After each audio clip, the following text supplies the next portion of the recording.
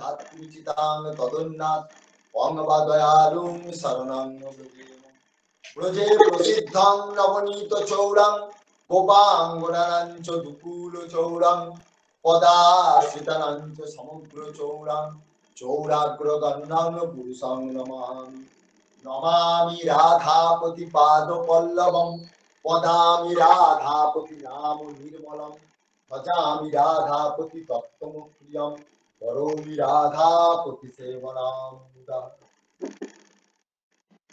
বন্দে বৃন্দাবনম গুরু কৃষ্ণ কমল লোচনম পীতাম্বর ঘনশ্যাম বনমালা বিভূষিতম শ্রীদাম দাম সুবল স্তোক কৃষ্ণার্জুনাবৃতম গোপী মণ্ডল মধ্যস্থম শ্রী রাধিকা প্রাণ বল্লভম বন্দে অহং শ্রী গুরু শ্রীযুত পদ কমলম শ্রী গুরু বৈষ্ণবাংশ শ্রী রূপং সাগ্রজাতং সহগণ রঘুনাথান্বিতং তং সজীবং সাদ্বৈতং সাবধূতং পরিজন সহিতং Krishna Chaitanya দেবম Shri Radha Krishna পাদান সহগণ Lalita Shri বিশাখান্বিতাং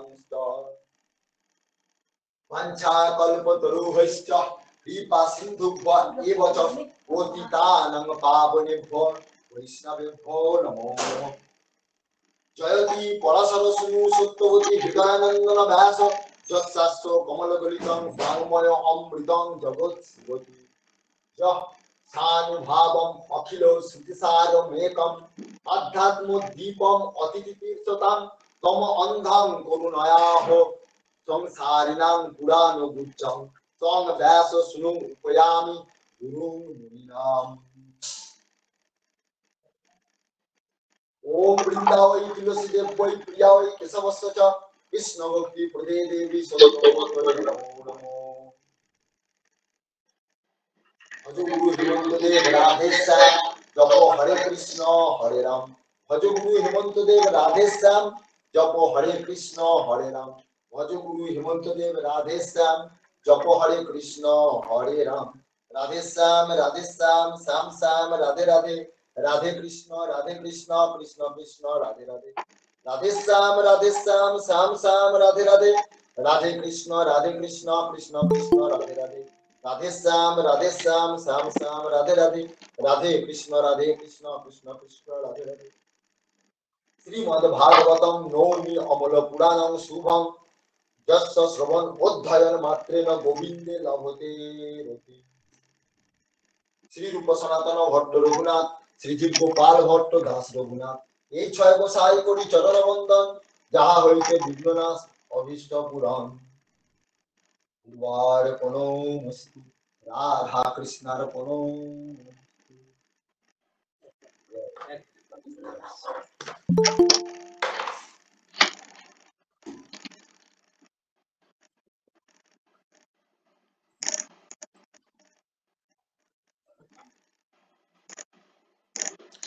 Radhe Sam, Radhe Sam, Sam Sam, Radhe Radhe, Radhe Krishna,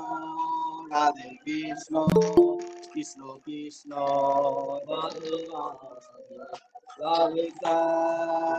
Radhe Sam, Sam Sam, Radhe Radhe, Radhe Krishna, Krishna Krishna Krishna, Radhe Radhe, Radhe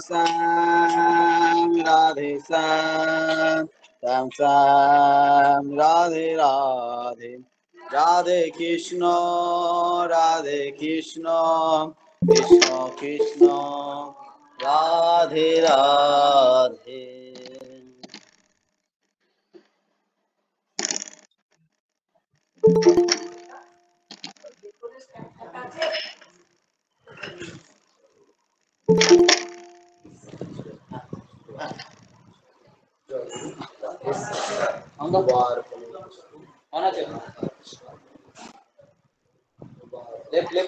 Left. Radha Krishna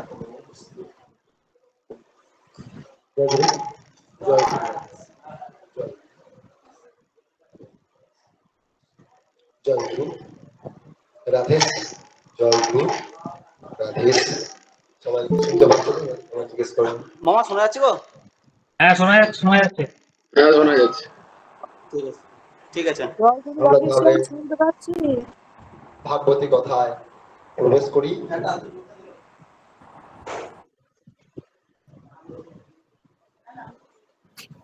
হ্যাঁ শুনতে পাচ্ছি।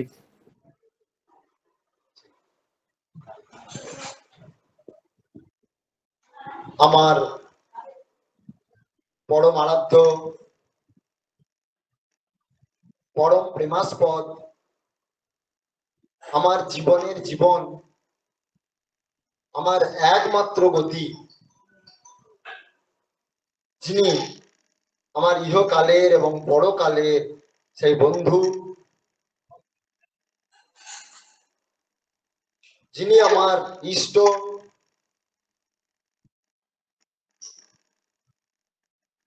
যিনি অনন্ত গুণের আধার, অনন্ত রূপের আধার, অনন্ত লীলার আধার, অনন্ত মহিমার আধার, অনন্ত করুণার আধার, অনন্ত দয়ার আধার,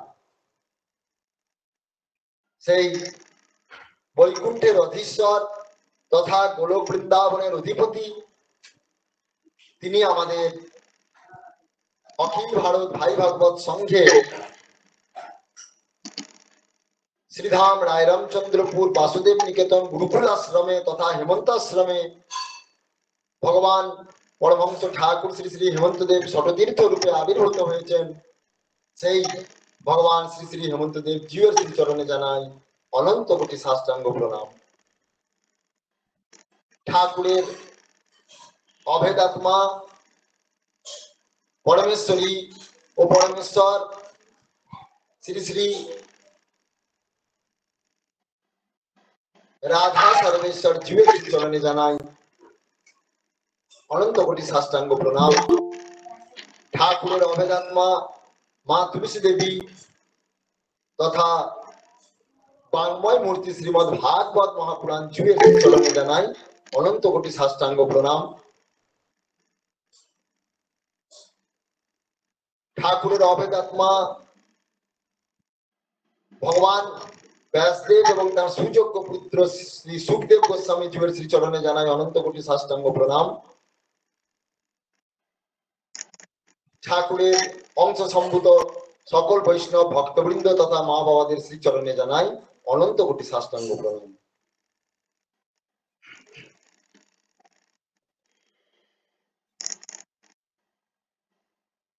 আমাদের অখিল ভারত ভাই ভাগবত সংঘের গুরুকুল আশ্রমে যে রাধারানীর নবমঙ্গলা উৎসব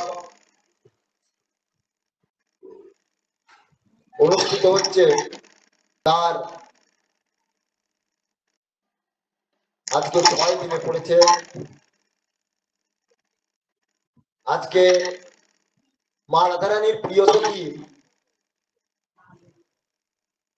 ইন্দুলেখা জিউর শুভ আবির্ভাব, যিনি যুগল সরকারকে নৃত্য দ্বারা সবসময় প্রসন্ন রাখতেন। নৃত্য দ্বারা, শুধু নৃত্য, এইটি তার নিত্য সেবা ছিল।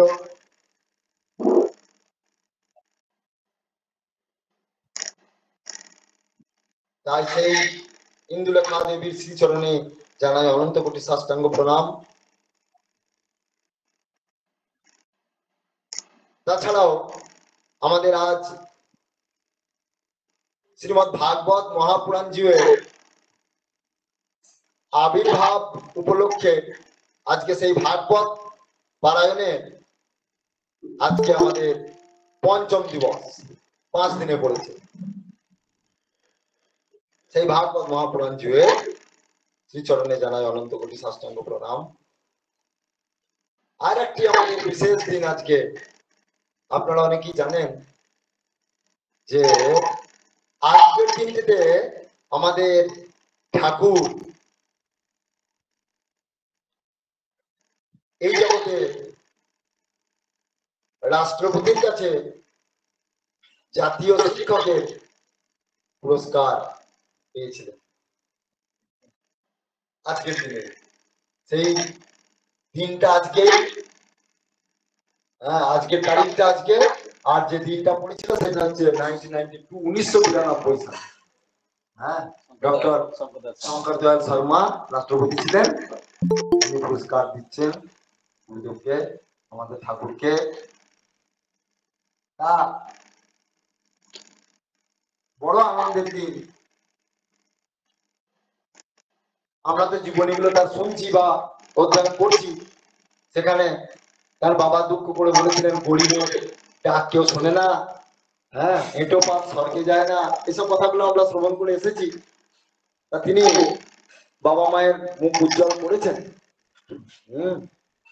শুধু বাবা মায়ের নয়, দেশের সমস্ত বাবা মায়ের মুখ উজ্জ্বল করেছেন। সমস্ত দেশের সমস্ত বাবা মায়ের তিনি সন্তান রূপে পরিগণিত হয়েছেন। তার বড় কৃতিত্ব, কারণ বৃন্দাবনের ব্রজমায়েরা তাকে শ্রেষ্ঠ উপাধি দিয়েছিলেন। রাষ্ট্রপতি তো তাকে জাতীয় শিক্ষক হিসেবে উপাধি দিয়েছেন, বৃন্দাবনের ব্রজমায়েরা তাকে উপাধি দিয়েছেন গোপাল বলে। গোপাল সাক্ষাৎ গোপাল, তাই গোটা জগতের তিনি গোপাল তো বটেই। তা সেটাই মনে পড়ে উনি নিজেই বলতেন একটি কথা। এই রাষ্ট্রপতি পুরস্কার দেখুন, উনি তো সাক্ষাৎ ভগবান, রাষ্ট্রপতি পুরস্কার ওনার কাছে আর কি এমন ব্যাপার, ও তো একটা সামান্য মাত্র। যিনি ব্রহ্মাণ্ডের মালিক, হ্যাঁ তিনি সারা ব্রহ্মাণ্ডের ঐশ্বর্যের মালিক, সে কথা আমি বলছি না, সেটা ভাগবত বলছেন, বিভিন্ন শাস্ত্র বলছেন। তা যেহেতু তিনি মানুষ রূপে এসেছেন, মানুষের মতো আচরণ করছেন, এটা ভাগবতে বলাই আছে। নরবৎ লীলা কই বললাম।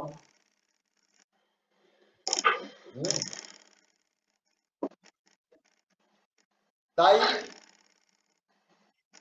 তিনি এই যে শিক্ষক, জাতীয় শিক্ষকের পুরস্কার পেলেন, এটার দ্বারা তিনি বোঝাতে চাইলেন কি,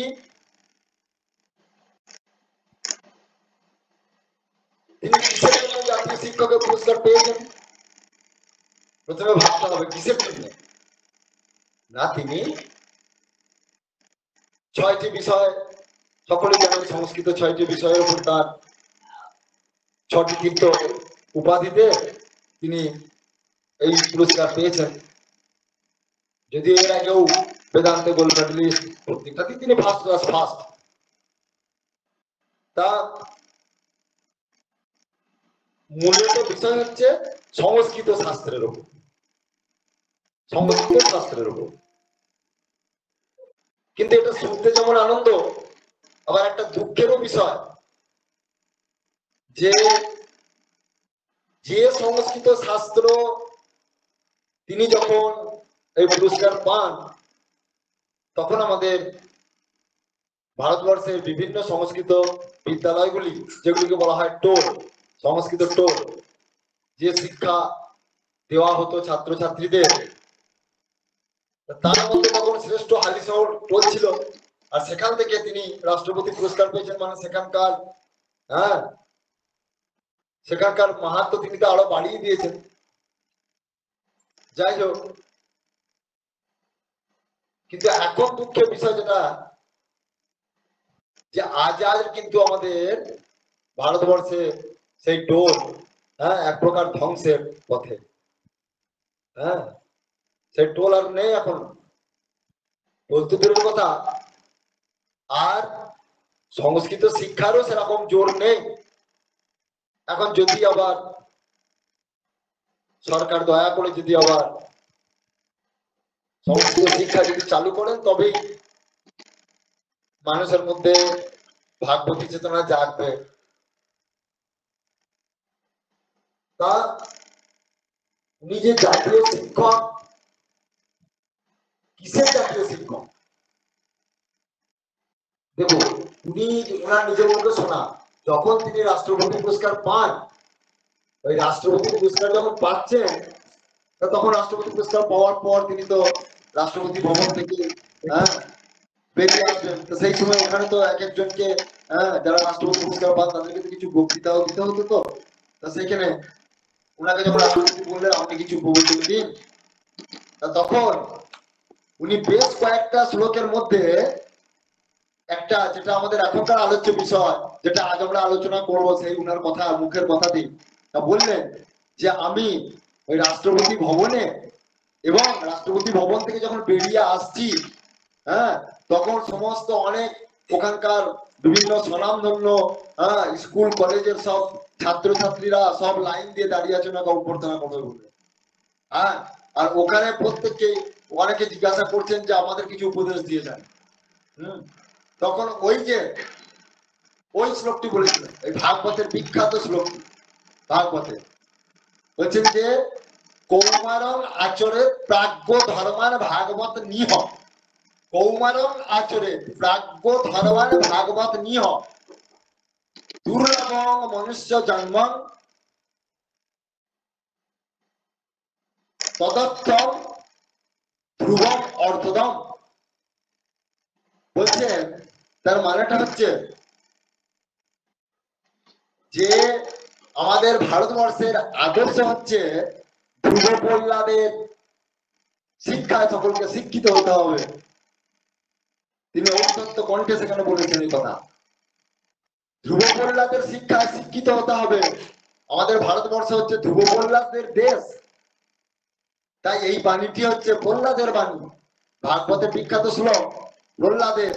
হ্যাঁ, প্রহ্লাদ তার অসুর বালকদেরকে কথা বলছেন কৌমারম আচরিত প্রাজ্ঞ, বলছে কুমার বয়স থেকে, ছোট বয়স থেকে, শিশু বয়স থেকে, হ্যাঁ শিশু বয়স থেকে মানুষকে, বলছে যে শিশু বয়স থেকে ছোট ছোট ছেলে মেয়েদেরকে শিক্ষা দিতে হবে। এই দায়িত্ব কাদের? বাবা মায়ের, গুরুজনদের, শিক্ষক শিক্ষিকাদের। হ্যাঁ, এইটা তিনি বলেছিলেন যে এইটা অবশ্যই দরকার। ছোট ছোট ছেলে মেয়েদের বলেছিলেন তোমরা সৎ চরিত্রবান হও, তোমরা পিতৃমাতৃ ভক্তি অর্জন করো, তোমরা গুরুজনদের প্রতি শ্রদ্ধা করো, ভগবানের প্রতি তোমাদের ভক্তি হোক, তোমরা ভক্তি যাজন করো। এই সকল উপদেশ তিনি তখন দিয়ে এসেছিলেন। হ্যাঁ, তা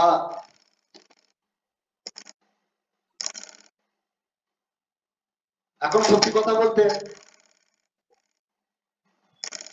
মানে যেটা আশ্চর্য লাগে শুনে, এখনকার ছেলে মেয়েদের কাছে শুনতে পাই যে এখন তো আর ধরুন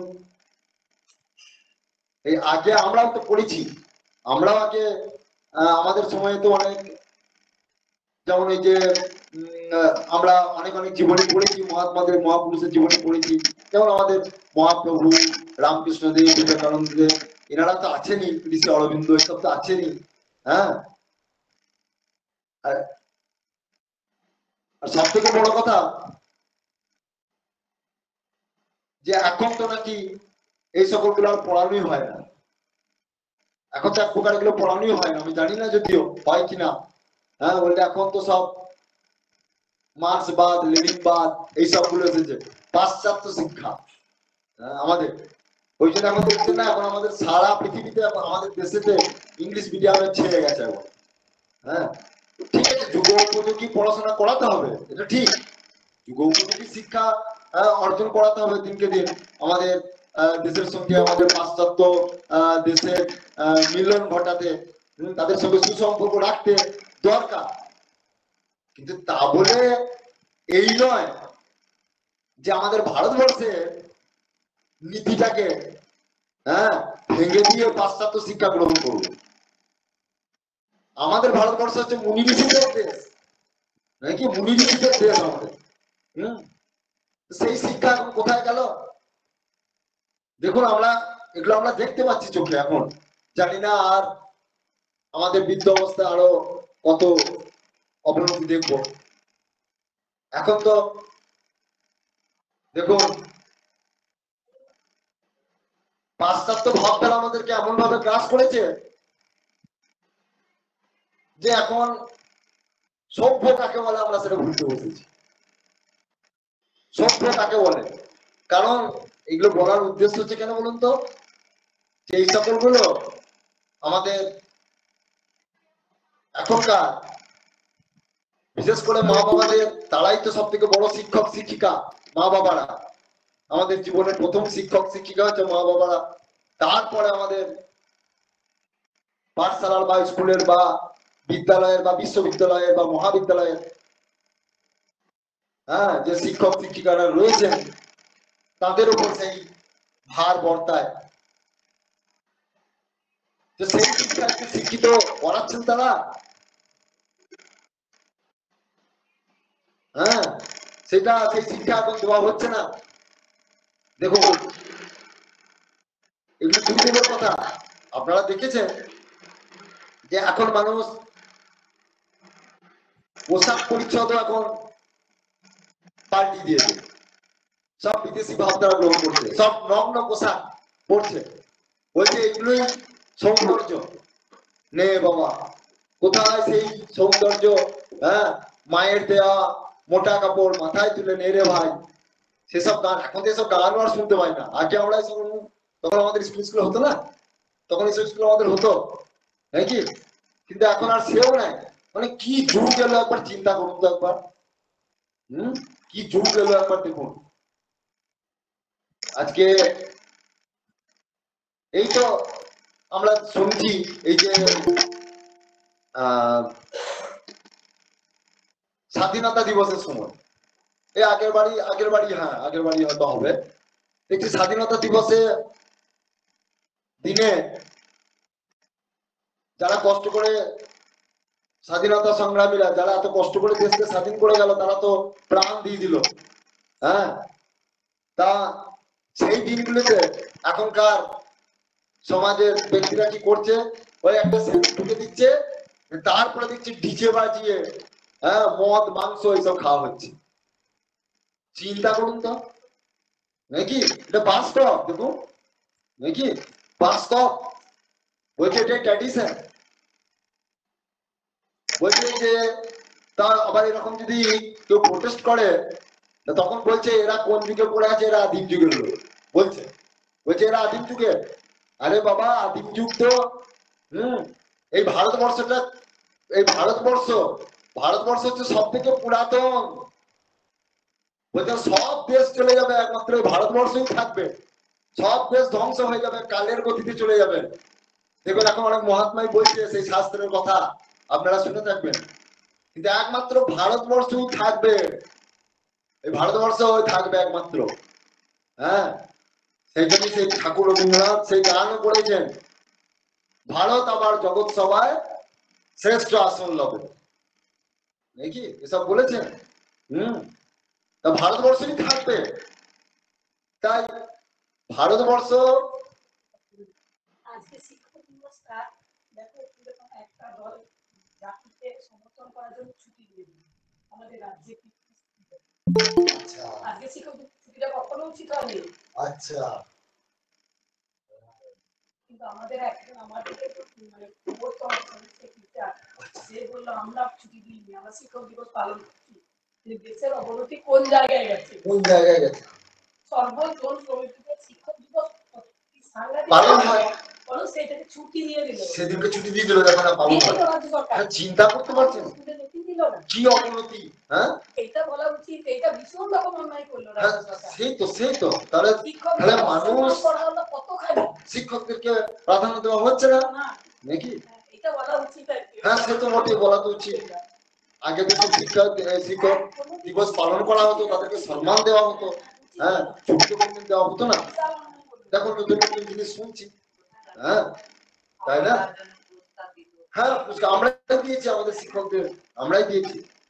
এরকম তাই আমি জিজ্ঞেস করছিলাম, আমাদের বাবুদাকে জিজ্ঞেস করছি। যাই হোক, ওনারা যারা দেবার তারা দিচ্ছে, তা ওই আর কি। তা আমাদের যারা হর্তাকর্তা বিধাতা এখন, আমাদের যারা মানে নামে যারা মালিক আর কি, তাদের কি অবস্থা রাজনীতিতে? সেই জন্যই বলছে যে রাজনীতি কথার অর্থ হচ্ছে রাজার নীতি। এগুলো যদি ভাববেন যে আবার রাজনীতির প্রসঙ্গ কেন আনছে, রাজনীতি নিয়েই তো সব চলবে। ভাগবত তো রাজনীতি, মহাভারত ভাগবত রাজনীতি ছাড়া তো এখানে নয়। রাজনীতি মানে কি? আমরা তো রাজনীতি ঠিকঠাক পালন করি না। ওটা মুখে বলছি রাজনীতি, কিন্তু রাজনীতি নয়, ওটা কূটনীতি, বাজে নীতি, তাই না? রাজনীতি কথার অর্থ কি? রাজার নীতি। আরে বাবা, এখন তো সব রাজনীতি দেখছি, আজকে একজনা এই রাজনীতি আজকে যারা ওই পার্টিতে ঢুকছে, আবার পরবর্তী যে পার্টি আসছে সেই পার্টিতে চলে যাচ্ছে। ওটা রাজনীতি করা হলো, ওগুলো বাজে লোক, থার্ড ক্লাস লোক সব। আর ওরা দেখবেন সব ওই ভালো ভালো সংস্থার সব পিছনে লেগে ক্ষতি করে। তারা তারা রাজনীতিতে তারা কি করবে? তাদের দ্বারা তো দেশের অবনতি হবে, তাই না? আর যারা ভালো লোক হবে, হ্যাঁ রাজনীতিতে কিছু কিছু ভালো মানুষ অবশ্যই আছে, সবাই নয়, সবার জন্য বলছি না, কিছু কিছু মানুষ অবশ্যই আছে।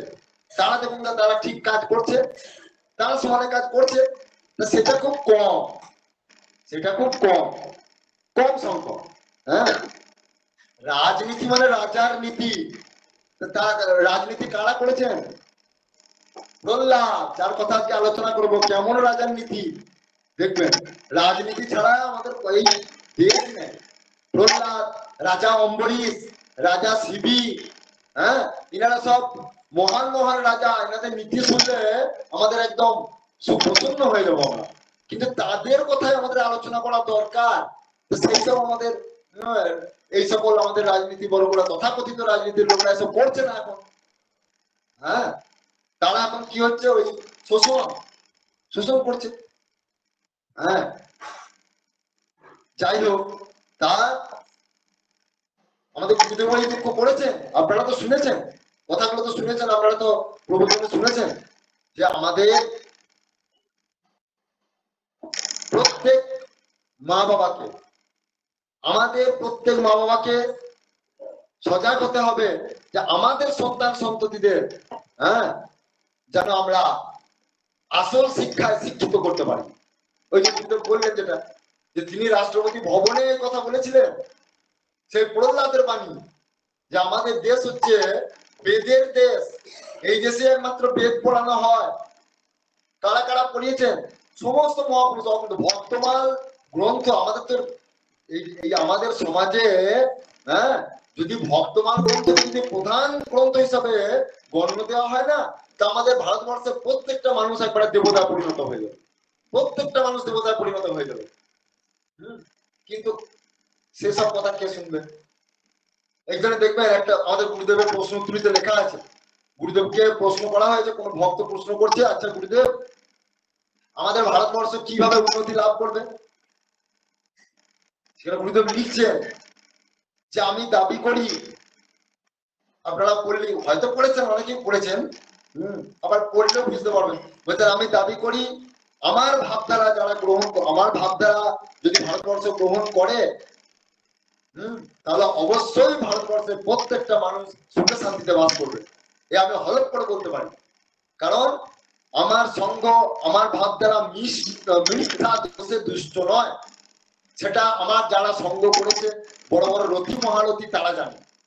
গুরুদেবের কথা বলেছেন, সেই নবদ্বীপের বিশ্ব ধর্ম সম্মেলনীতে বড় বড় মহাত্মারা, হ্যাঁ, গুরুদেবকে দেখিয়ে বলেছেন, উনার সঙ্গ এমন একটা দিন আসবে যেদিন অখিল ভারত ভাই ভগবত সঙ্গ মধ্য গগনে, হ্যাঁ, বিরাজ করবে।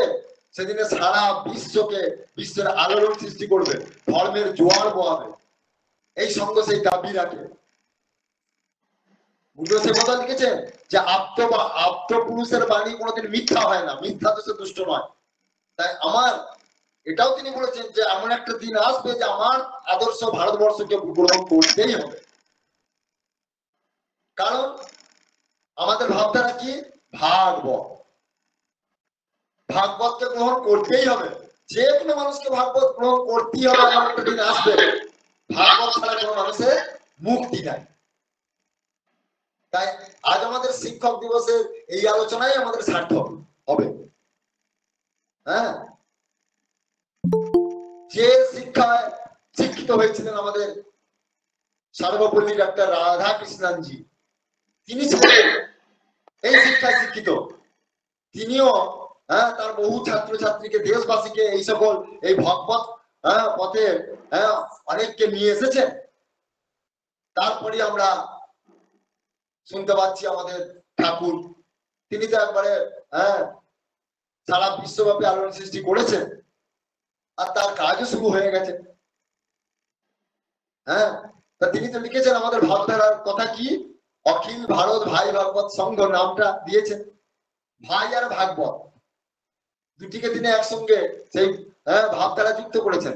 ভাই কথাটা মানে হচ্ছে বাস্তবতাকে বোঝাচ্ছে, আর ভাগবত কথা মানে আধ্যাত্মিকতাকে বোঝাচ্ছে। তাহলে ভাই শব্দটি বাস্তবতা, বাস্তব মানে এই যে জগৎ, আমরা সকলেই মানে এই জগতে যা কিছু দেখছি সেটাই বাস্তব জগৎ, সেটাকে তিনি ভাই, ওই ভাই হচ্ছে উপলক্ষণ অর্থ একটা ব্যবহার করা হচ্ছে, এই ভাইটাকে উপলক্ষণ অর্থে ব্যবহার করা হচ্ছে। বলছেন ভাই হচ্ছে এমন একটা শব্দ, যে শব্দটিকে ভগবান প্রেম দিয়ে পাঠিয়েছেন, অমৃত দিয়ে পাঠিয়েছেন ভাই কথাটি দ্বারা। এই জন্য আমাদের উত্তর ভারতে দক্ষিণ ভারতে সবাই সবাইকে ভাই বলে। ভাই মানে শুধু পুরুষকেই ভাই বলা হয়, দাদা ভাই এ সম্পর্ক নয়। ভাই কথাটা হচ্ছে প্রেম সম্পর্ক, প্রেম সূচক একটা শব্দ। ও দেশে সবাই সবাইকে বলে আরে ভাই, আরে ভাই, গুরুদেব বলতেন এইভাবে,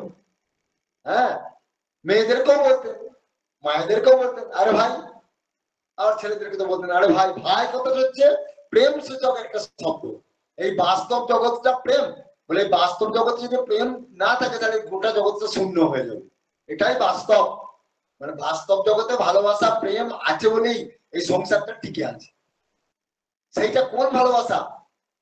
ভাগবত ভালোবাসা চাই, স্বার্থপর ভালোবাসা নয়, নিঃস্বার্থ ভালোবাসা, যেটা ভগবানের ভালোবাসা, ভগবানের ভগবত প্রেম যুক্ত হওয়াটাই হচ্ছে ভাই ভাগবত সঙ্গ। এটা গুরুদেব দিচ্ছেন। সেখানে আমাদের কিনা সুখীর প্রতি মৈত্রী গুরুদেব লিখেছেন, দুঃখীর প্রতি করুণা, পুণ্যজনের প্রতি মুদিতা, এইগুলো আমাদের স্থাপন করার জন্য বলেছেন। যারা সুখী, যারা খুব সুখী মনে হয়, তাদের দেখে আমাদের সুখ লাভ করতে হবে। আহা দেখো এরা কত সুখী, কত সুখী, দেখো কত পুণ্যবান, আহা, তাদের প্রতি ঈর্ষা করলে চলবে না, এটা বলছেন।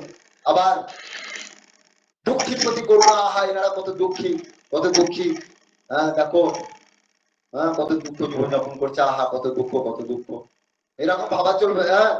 এরকম ভাবা চলবে না যে যা হচ্ছে ভালো হচ্ছে, ভালো হচ্ছে, আরো দুঃখ পাওয়া উচিত, এটা নয়। দুঃখকে বিভূত হতে হবে। তাই তো কত দুঃখী, দেখো কি কষ্ট পাচ্ছে, আহা, এই তো দুঃখের প্রতি করুণা, যতটা আমাদের দ্বারা যতটা সম্ভব তাকে সাহায্য করতে হবে, দুঃখীর পাশে দাঁড়াতে হবে। আর পুণ্যজনের প্রতি মুদিতা, যারা পুণ্যজন তাদের প্রতি আমাদের মুদিতা, আনন্দিত হতে হবে, তাদেরকে পেয়ে আমাদের আহ্লাদিত হতে হবে। আহা কি পুণ্যবান গো, দেখো দেখো দেখো কত পুণ্য করেছে, কত পুণ্য করছে, কত ঠাকুরের সেবা করে, দেখেও আমাদের আনন্দ হয়। আমরা তো পারছি না ঠিক আছে, কিন্তু দেখো ওনারা তো পারছেন। পুণ্যজনের প্রতি এই সকল ভাবগুলি আমাদের লাভ করতে, আমাদের ভাই ভাগবত সঙ্গে এগুলি ভাবধারা। তাই মূলত ভাগবত আদর্শকে গ্রহণ করাই আমাদের সংঘের কাজ। তাই আমরা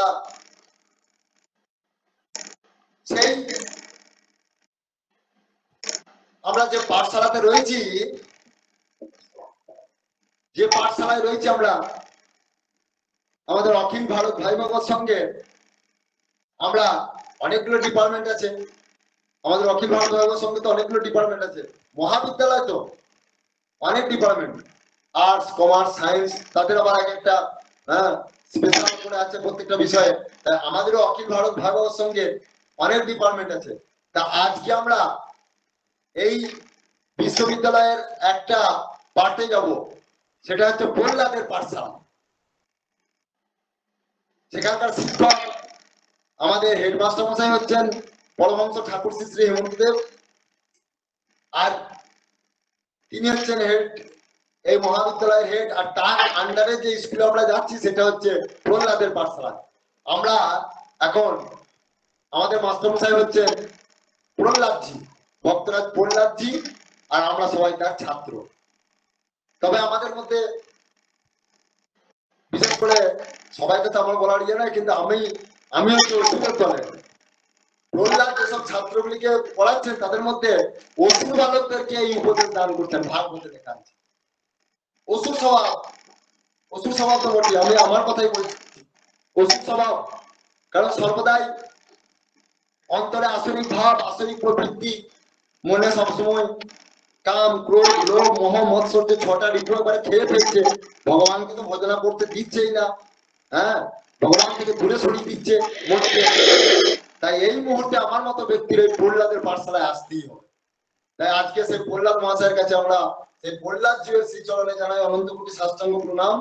হ্যাঁ, এটাই আমরা মনে মনে সবাই ভাবুন যে আমরা প্রহ্লাদের মুখ থেকে এই কথাগুলি শুনছি।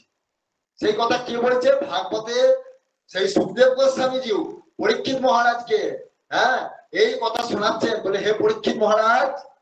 আর দেখুন ওই এক মহারাজের, দেখুন পরীক্ষিত মহারাজ তার নীতি কি ছিল দেখেছেন? তিনি যে কত বড় রাজনীতিবিদ, দেখুন পরীক্ষিত মহারাজ তার রাজ্যেতে কোনোদিন অধর্ম প্রবেশ করতে পারেনি। হ্যাঁ, যেদিনে কলি প্রবেশ করতে গেছে সেদিনে তাকে মারতে উদ্যত হলো, মারতে উদ্যত হয়েছিল, বলে সাবধান, আমার রাজ্যে কোনোদিন অধর্ম প্রবেশ করে নেই, আর আজকে তুমি আমার ধর্মে তো আমার এই রাজ্যেতে অধর্ম প্রবেশ করতে চাইছো। যেই তাকে মারতে গেল তখন সে শরণাগত হয়ে গেল রাজার চরণে কলি শরণাগত হয়ে গেল। তখন আমাদের ওই পরীক্ষিত মহারাজ মনে মনে ভাবলেন, তাই তো, শরণাগতকে রক্ষা করাই আমাদের কাজ। আর বিশেষ করে এই কলিযুগ, এটা তো কলির যুগ, অতএব ওই কলি যদিও তার মনোপ্রবৃত্তি যদিও খারাপ, তথাপি এই যুগের একটা বিশেষ গুণ আছে, অস্তিত্ব মহান গুণ। এই যুগের একটা মহান গুণ আছে, কীর্তনা দেব কৃষ্ণস্য মুক্তবন্ধ পরম গুরু। এই জন্য বলছে কলের দোষ নিধে রাজন অস্তিত্ব মহান গুণ, কীর্তনা দেব কৃষ্ণস্য মুক্তবন্ধ পরম গুরু। পরীক্ষিত মহারাজের কথা ভাবছেন যে কলিযুগ যদিও সর্ব দোষে রাখো, সর্ব পাপে রাখো, এখান থেকে কারো নিষ্কৃতি নাই, তথাপি একটা মহান গুণ আছে যে এই কলিযুগে একমাত্র ভগবানের নাম কীর্তন করলে বা ভগবানের নাম কীর্তন শ্রবণ করলে বা ভগবানের কথা কীর্তন করলে বা ভগবানের কথা শ্রবণ করলে মানুষ তৎক্ষণাৎ বৈকুণ্ঠ প্রাপ্ত হয়ে যায়, ভগবানের চরণ পেয়ে। তাই সেই কলিকে আর মারলেন না, ক্ষমা করে দিলেন। ক্ষমাশীল বৈষ্ণব, ক্ষমাশীল সবসময় চেষ্টা করতেন তাকে পথে আনার, সেই জন্য কলিকে দমন করে রাখলেন। কিন্তু হয় কি, কলিযুগ তো উপকারের স্বীকার করে না। শেষকালে কি হলো, ওই কলিযুগ কলি শেষকালে ওই পরীক্ষিতকে বললেন না, মহারাজ আমাকে একটু স্থান দিন। বলে ঠিক আছে, তোমাকে স্থান দিচ্ছি। কোথায় স্থান দিলেন? 4টে জায়গায় স্থান দিলেন। সোনাতে, হ্যাঁ, তারপরে সুরাতে, মানে সুরা মানে বুঝতে পারছেন, মদ, মানে যেখানেই সোনা থাকবে সেখানেই কলি প্রবেশ করবে, যেখানে মদের কারবার সেখানেই কলি প্রবেশ করবে। 2 নম্বর। 3 নম্বর হিংসা, যেখানে পশু বধ হচ্ছে সেইখানে থাকবে 3 নম্বর। আর 4 নম্বর যেটা হচ্ছে যেখানে অবৈধ কার্য হয়, অবৈধ কার্য হয়, যেখানে খারাপ কাজ হয়, অর্থাৎ বেশ্যাস্থল, এইরকম যে জায়গা, সেই স্থানেতে কলি প্রবেশ হয়। হ্যাঁ, কারণ সেটা একবারে মিথ্যা স্থান যাকে বলে। হ্যাঁ, ওই জায়গাটিতে এই 4টি জায়গা দিলে তখন কলি আবার ঠিক করলো যে কি করে এই রাজাকে আমার জব্দ করা যায়, কারণ কলি তো দোষে রাখল না সর্বদাই। সেই জন্য ওই পরীক্ষিতকে কি করলো, পরীক্ষিত একদিন এক দৈবাত একটা মুকুট পরেছিলেন, সেই মুকুটটা হচ্ছে জরাসন্ধের সোনার মুকুট। একে তো জরাসন্ধ একজন পাপী ছিল, তার উপর আবার ওই, হ্যাঁ, সোনার মুকুট, সে তো ওই সে তো হিংসার মুকুট সেটা। এখন সেটি কোনো কারণে দৈবাত পরে নিয়েছে, সেই মুকুটটি পরে সে এখন, হ্যাঁ, রাজা পরীক্ষিত সবসময় লক্ষ্য করতেন তার রাজ্যেতে সাধুদেরকে, সাধুরা ঠিকঠাক সাধু ভজন করতে পারছে কিনা, এটা তার লক্ষ্য ছিল। বনে গিয়ে গেছে, আর সেখানে গিয়ে হ্যাঁ একদিন দেখতে তার জল পিপাসা পেয়েছে, আর সেখানে দেখলো একজন মুনি, তার নাম হচ্ছে শ্রমিক মুনি। সেখানে দেখলো সে মুনি হ্যাঁ ধ্যান করছিলেন আর কি। আর সেই সময় সে মুনিকে তিনি তার জল পিপাসা পেয়েছে, জল চাইছে। মুনি তো ধ্যান করছেন, তিনি তো তার ডাক শুনতে পাননি রাজা। হ্যাঁ ওই সুযোগে ওই কলিত সুযোগ খুঁজছিল, কলি তখন তার ওই মাথার উপর ঢুকে পড়লো, মাথা প্রবেশ করে গেল, মুকুটে প্রবেশ করে গেল। আর সেই সময় রাজার মনে একটা হ্যাঁ এক অশুভ চিন্তা তাকে গ্রাস করলো। হ্যাঁ তখন কি করলো, রাজার কাছে জল চাইছে, ওই মুনির কাছে জল চাইছে, মুনি তো ধ্যানমগ্ন, কিন্তু তো শুনতেই পান নাই। আর তখন কি করলো, রাজাকে রাজা রেগে গিয়ে ওখানে একটা মরা সাপ ওই মুনির গলায় দিয়ে দিল। তারপরে তো সেই রাজার ছেলে এসে ওই মুনির ছেলে যখন এলো, সে তখন এসে শৃঙ্গি এলো, মুনির ছেলে শৃঙ্গি গিয়ে যখন দেখলো যে এরকম কে কাজ করেছে, কোন দুর্বৃত্ত কাজ করেছে, অভিশাপ দিয়ে দিল 7 দিনের মধ্যে মৃত্যু হবে ওই পাষণ্ডীর, যে আমার বাবার গলায় মৃত্যু সাপ দিয়েছে। যেই অভিশাপ দিল, মুনির ধ্যান ভেঙে গেল। যেই ধ্যান ভেঙে গেল, বললো বাবার বাচ্চা করেছিস কি রে? বললে তুই এরকম ভক্তিমান রাজাকে এরকম করলি, এ একটা সামান্য অপরাধে এক বিশাল শাস্তি দিলি। ছি ছি ছি, হায় হায়, আমার দেশে এবারে অধর্ম প্রবেশ করবে, অধর্ম প্রবেশ করবে। এবার কি করবো? বলে যাও তাড়াতাড়ি রাজাকে খবর দাও। রাজাকে খবর দিল, আর রাজা সঙ্গে সঙ্গে গুরুর শরণাগত হলো। গুরু সুখদেবের শরণাগত হয়ে সুখদেবকে বলছে, প্রভু আমার এই সময় কি করা কর্তব্য, আপনি আমাকে বলুন। তখন সুখদেব গোস্বামী সেই ভাগবত কীর্তন করছেন, আর সেখানে বলেন, দেখো তুমি তো একজন মহান রাজা, তোমার নীতিতে গোটা জগৎ ভরে আছে, আর তুমি একজন মহান রাজা রূপে পরিগণিত হবে, এই ভাগবতের মহান ভক্ত হিসেবে তুমি পরিগণিত হবে। তারই কথা শুনে তুমি সেই ভাগবতে সেই প্রহ্লাদ নামে একজন ব্যক্তি ছিলেন, তিনি যে শিক্ষা দিয়েছেন সেই শিক্ষার কথা শ্রবণ করলে জীবন ধন্য হয়ে যায়। তাই সেই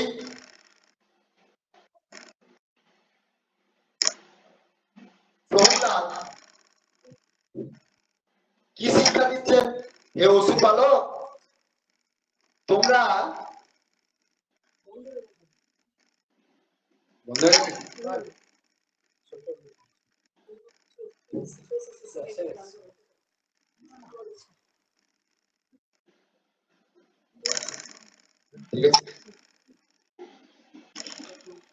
তাই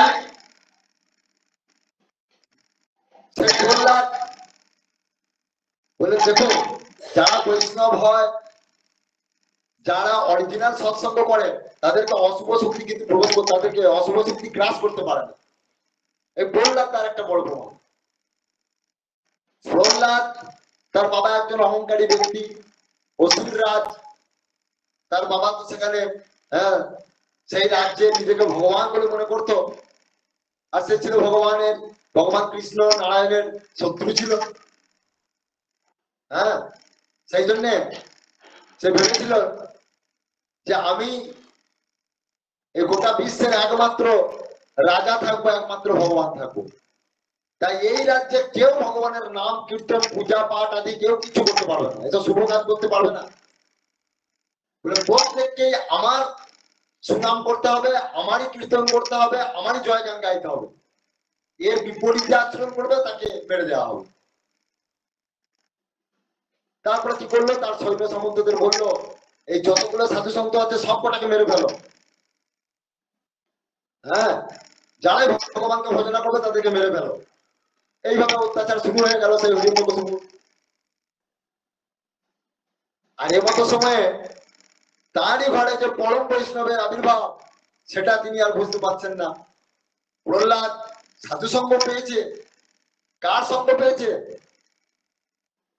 নারদজি সঙ্গ পেয়েছে। চারটিখানি ব্যাপার, নারদজি সঙ্গ পেয়েছে কোথায়?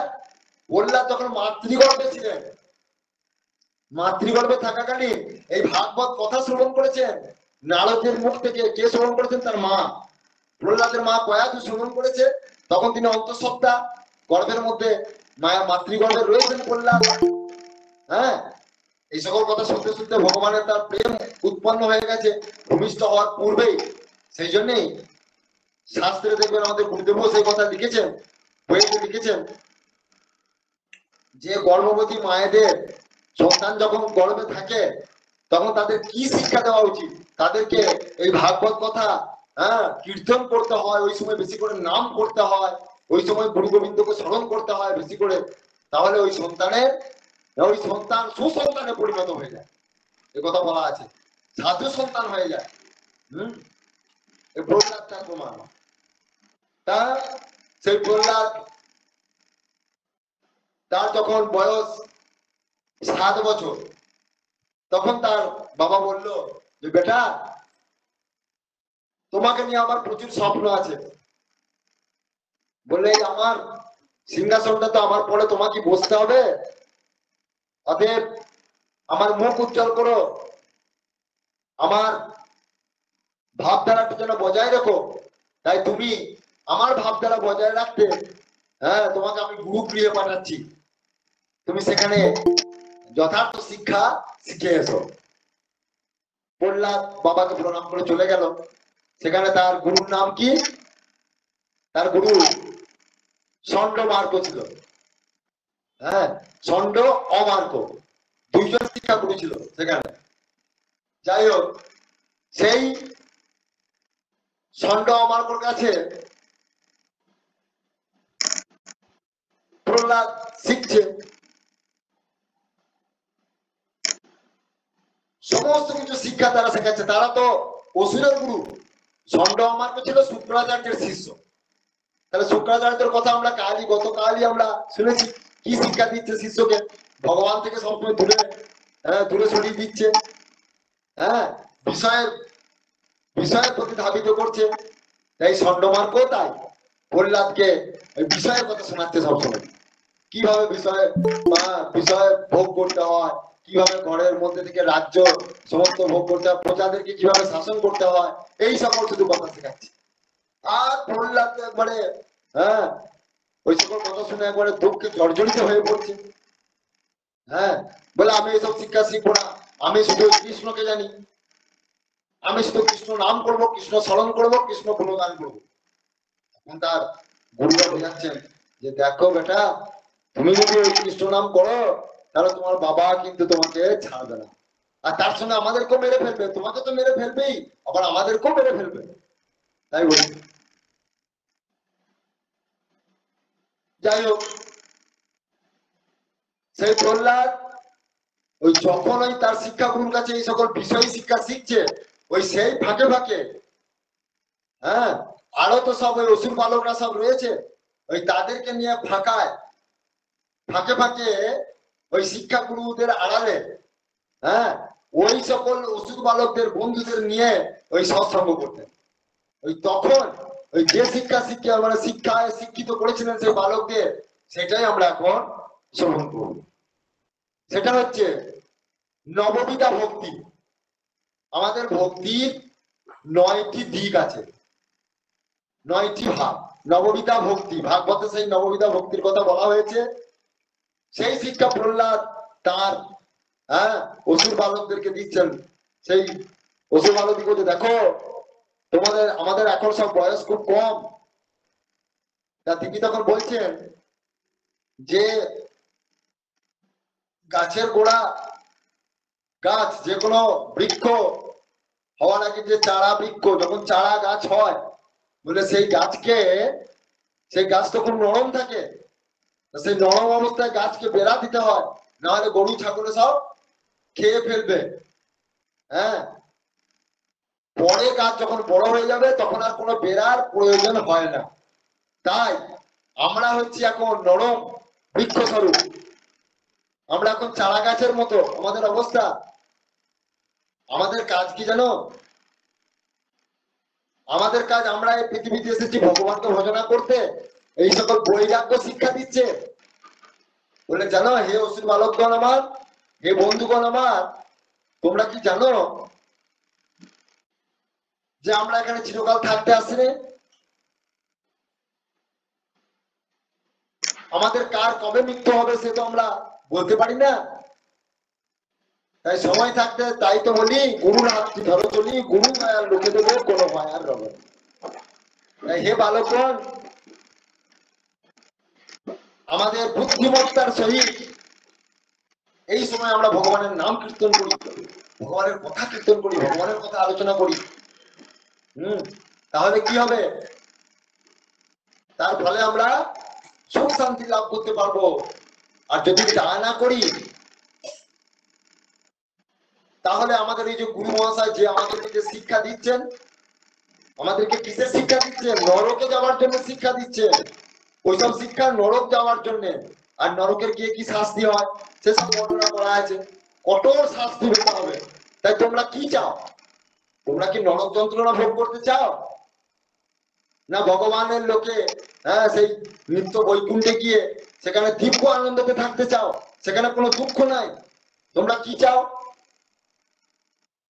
তাই সেই আনন্দ পেতে গেলে আমাদের তখন মন খুব নরম, ওই চারা গাছের মতো। সেই জন্য আমাদেরকে ওই চারা গাছকে যেমন বেড়া দিতে হয় যাতে ছাগল গরু না খেয়ে ফেলে, সেরকম আমাদেরকে বারবার ওই মনে মনে ওই ভগবানকে স্মরণ করতে হবে। তারপরে সময়ে সময়ে আমাদের সাধু সঙ্গ করতে হবে। সেই জন্য ওই সাধু সঙ্গ রূপী বেড়া আমাদের দিতে হবে, কৃষ্ণ নাম রূপী বেড়া আমাদের দিতে হবে সবসময়। তাহলে কি হবে?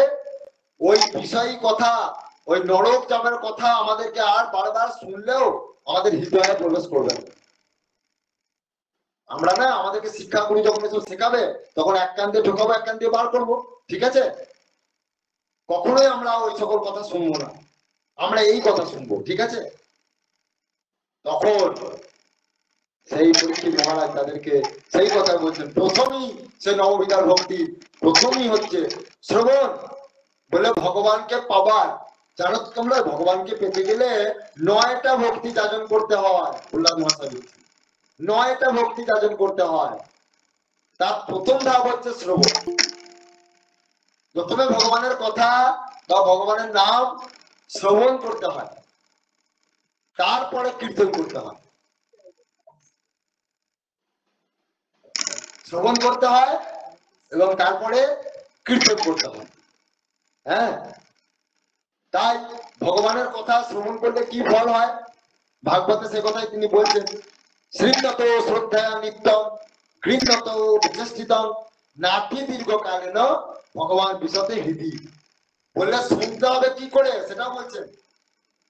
শ্রবণ ভক্তিটা হচ্ছে এমন একটা ভক্তি, বলে শুনতে হবে একবারে প্রাণ মন দিয়ে, প্রাণ মন দিয়ে বিশ্বাসের সহিত শুনতে হবে। শোনাটা কিন্তু অবিশ্বাসের সহিত নয়। যেমন আমাদের শিক্ষা গুরুর কাছে আমরা যে বিষয়ের কথা শুনবো ওটা কিন্তু মন দিয়ে শুনবো না, ওটা এক কান দিয়ে ঢোকাবো, এক কান দিয়ে বার করবো। কিন্তু এই যে ভগবানের কথা আমরা যে আলোচনা করছি, হে অসুর বালকগণ, আমরা এই যে আলোচনা করছি এটা কিন্তু আমাদের মন দিয়ে শ্রবণ করতে হবে। তৎশ্রীণু তৎশ্রীণু, ভালো করে শোনো, মন দিয়ে শোনো। তাহলে কি হবে? শুনলে আমাদের হৃদয়ের মধ্যে ভগবান প্রবিষ্ট হয়ে যাবে, ভগবান আটক পড়ে যাবে আমাদের হৃদয়ে। তারপর আমাদের সমস্ত মলিনতা গুলো দূর করে যাবে। গুরুদেব লিখেছেন, ভাগবতী কথাতে লিখেছেন যে কোনো ব্যক্তি যদি তীর্থক্ষেত্রে যায়, তীর্থক্ষেত্রে যাওয়ার সময় তাকে তো একটা ঘরে বাস করতে হবে। এখন দেখা গেল সে তীর্থক্ষেত্রে গিয়ে কোনো ঘর বাড়ি পাচ্ছে না, তো সেখানে কোন রকম কষ্ট সৃষ্টি একটি রুম পেয়েছে। সেই রুমটা এত অপরিষ্কার, অথচ সেইখানে তাকে রাত্রে বাস করতে হবে, তাকে থাকতে হবে। শুধু ঘুরতে দিতে হবে না, সেখানে একটু ঘুমও তো দরকার, সেখানে একটু তো বাস করতে হবে যে কটা দিন তীর্থে যাবে। তাই ওইখানে গিয়ে থাকতে হবে। এবং ওখানে গিয়ে দেখছে প্রচুর নোংরা, তখন কি করবে? ওই যাত্রী ওই বাধ্য হয়ে নোংরা গুলোকে পরিষ্কার করবে, পরিষ্কার করে সেই জায়গাটিতে থাকতেই হবে। এসে যখন পড়েছি তীর্থে, যখন এসে পড়েছি তখন আমাদের বাসও করতে হবে তীর্থে। আর বাস করবার জন্য ওই একটাই রুম, আর কোথাও রুম নেই। ওই অপরিষ্কার রুমটা আমাদের পরিষ্কার করে এখানেই থাকতে হবে। সেই জন্য ভগবান ওই তীর্থ স্বরূপ, তার কথা শ্রবণ আমরা যদি মন দিয়ে শ্রবণ করি তখন ভগবান আর থাকতে পারে না। কে পাপী কে পুণ্যবান এটা ভগবান আর বুঝতে পারে না। তার কথা যারাই মন দিয়ে শুনবে তাদের হৃদয়তে প্রবেশ করে যাবে। আর প্রবেশ করেই দেখবে যে আরে হৃদয় তো খুব মলিন হয়ে আছে, আমাদের হৃদয় তো মলিন। তখন ভগবান চিন্তা করে দেখলো যে আর তো আমি বেরোতে পারবো না, এখন আমাকে এখানে থাকতে হবে। অতএব ওই দেহ, ওই যে হৃদয় গৃহটাকে তিনি তখন পরিষ্কার করবেন, ঝাঁট দিয়ে পরিষ্কার করবেন। হ্যাঁ, সৎ বৃদ্ধির রূপ ঝাঁটা দিয়ে তখন পরিষ্কার করে ওখানে থাকতে লাগবে। আর ধীরে ধীরে আমরা ভগবানের কথা শ্রবণ করতে করতে, কীর্তন করতে করতে আমরা একদিন ভক্ত পরিণত হয়ে যাবো, তখন ভগবানের প্রিয় হয়ে যাব। এইটা হচ্ছে শ্রবণের একটা গুণ। কিন্তু শ্রবণটি শ্রদ্ধার সহিত, বিশ্বাসের সহিত হওয়া যায়, এটা প্রহ্লাদ মহারাজ বারবার বলছে। হ্যাঁ, শ্রদ্ধা নিত্য শ্রবণ করতে হবে বিশ্বাসের সহিত। নাতি দীর্ঘকালে না ভগবান বিশদে, তখন ভগবান আমাদের দীর্ঘকাল ধরে ভগবান এখানে বাস করে যাবে, তখন আমাদের শুদ্ধ ভক্তি লাভ হয়ে যাবে। হ্যাঁ, তাই আজ আমরা একটু যে ভগবানের কথাতে আমরা এখন একটু যাই, শ্রবণটা করি। হ্যাঁ, আজ আমরা প্রথমে আমরা শুনবো সেই ভগবানের আত্মকাহিত সাধনা অন্তরান্তর। সব কথা শ্রদ্ধা এবং বিশ্বাস সহিত শুনলে ভগবান আমাদের হৃদয়ে প্রবেশ করে যাবে। সেই ভগবানের কথা আমরা আজকে একটু শ্রবণ করি।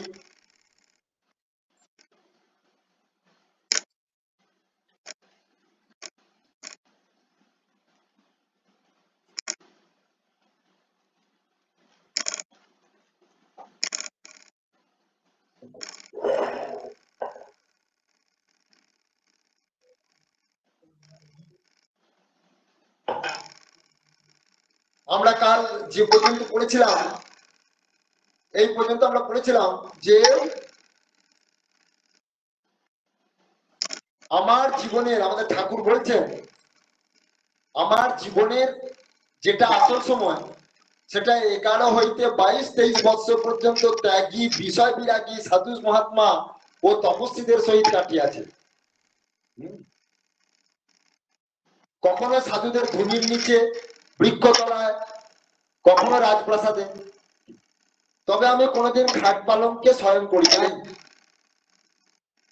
সাধু গুরুদের সহিত নিচে আসনে বিছাইয়া শয়ন করিতাম, অথবা মন্দিরে যজ্ঞস্থলীতে শয়ন করিতাম। আমি আমার 32 বছর বয়স পর্যন্ত শীতকালে লেপ তোষক কোনোদিন ব্যবহার করি নাই বা পাই নাই। তবে দেখুন সাধুদের কেমন প্রিয় ছিলেন তিনি। এই যে বললেন একটা কথা এখানে লিখেছেন যে আমার এমন সময় গেছে যে কখনো মন্দিরের যজ্ঞস্থলীতে শয়ন করিতাম। সেইটা কোন জায়গায় জানেন? ওই যে রলাবতা, রলাবতা যেটা হচ্ছে আমার পুষ্কর তীর্থ। পুষ্কর তীর্থে একবার বিশাল এক যজ্ঞ হয়।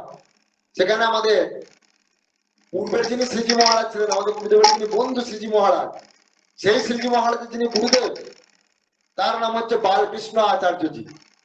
হ্যাঁ, তিনি 107 বছর বয়স পর্যন্ত পেয়েছিলেন। তিনি আমাদের গুরুদেবকে এত ভালোবাসতেন, এত ভালোবাসতেন, এবং গোপন কথা তিনি চেয়েছিলেন গুরুদেবকে ওই আসনে বসার জন্য। গুরুদেবের কথা বলেছিলেন ওই শ্রীকুণ্ডের আসনটি আমাদের গুরুদেবের প্রাপ্য ছিল। তিনি সহ আরো নিম্বার সাধু অনেক কি ছিলেন ওই আসনে দেওয়ার জন্য। যাই হোক, গুরুদেবের তো সেই মনোভাব ছিল না। বিশেষ করে আমাদের যিনি শিক্ষা গুরু ছিলেন, গুরুদেবের যিনি শিক্ষা গুরু, হ্যাঁ, তিনি সঙ্গে সঙ্গে সেই অবস্থা ওনাকে এখানে নিয়ে চলে আসেন। তিনি তো পুত্র গর্ভবৎ ভালোবাসতেন। সেখানে তারপর যাই হোক অনেক অঘটন হয়ে যায়। সেই অবস্থায় আমাদের গুরুদেবকে হ্যাঁ অনেক মানে মারবার জন্য অনেক চেষ্টা করা হচ্ছে। এই সকল সাধুদের সমস্ত সব ইয়ে ছিল, এখন এখন তো আছে, এখন তো আরো। যাই হোক, এই সকল ব্যাপারগুলো সব থাকে। তা আমাদের গুরুদেবের দ্বারা এই সকল উপরে আসছিল না, তিনি ভগবানকে শুধু ভজনা করবার জন্য তার আবির্ভাব। হ্যাঁ, আর সকলকে ভক্তি পথে নিয়ে যাওয়ার জন্য তার আবির্ভাব। তা বললেন যে ওই শ্রীজি মহারাজ আর উনি একত্রে রলাবতা ওই যে পুষ্কর তীর্থে গেছেন। সেখানে গিয়ে বিশাল যজ্ঞ হচ্ছে, সেই যজ্ঞের পর রাত্রি বাস করতে হবে।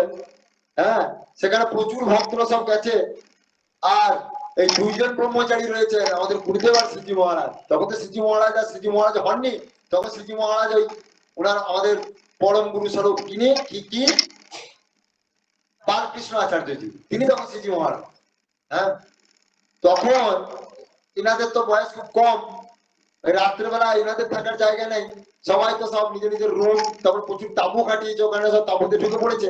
তখন বললেন তোমরা এক কাজ করো, তোমরা ওই বিগ্রহের মন্দিরের মধ্যে গুরুদেবের নাম করে বললেন যে উনি বিগ্রহের মন্দিরে ভিতরে শোবেন, আর শ্রীজি মহারাজকে বলে উনি বারান্দায় শোবেন। এমনি একটা সিস্টেম হচ্ছে, একটা একটা ইয়ে আছে, যে প্রবাদ আছে শাস্ত্রে, শাস্ত্রের একটা প্রবাদ আছে যে গর্ভ মন্দিরে গর্ভগৃহে কোনোদিন শোয়া নিষিদ্ধ, রাত্রি যাপন করা নিষিদ্ধ আছে। ও দেশে নিয়ম আছে, বৃন্দাবন, রাজস্থান, দক্ষিণ ভারত, উত্তর ভারত, সমস্ত এসব দেশে এরকম এটাই নিয়ম। কিন্তু ওই সময়তে আমাদের ঠাকুরকে একবারে অন্তর্মহলে একবারে বিগ্রহের, যেখানে বিগ্রহের যে গর্ভ মন্দিরের ভিতরে বিগ্রহের সামনে, সেখানে রাত্রি যাপন করেছেন গুরুদেবের কাজ, আর বারান্দাতে কাটিয়েছেন শ্রীজি মহারাজ। চিন্তা করুন তাহলে কত প্রিয় আমাদের ঠাকুর। এইসব কথা শুনলে তো আমাদের হৃদয় পবিত্র হবেই হবে, বিশ্বাস রাখতে হবে যে পরম পাবনী চরিত্র আমরা শ্রবণ করছি। কার মুখ থেকে? প্রহ্লাদের মুখ থেকে। ধরে নিন ভাগবতের কথা, ভাগবতে 1 লক্ষের অধিক শ্লোক ছিল, সেই সব শ্লোকগুলো অন্তরালে একটি ঘটনা আছে, জানেন তো?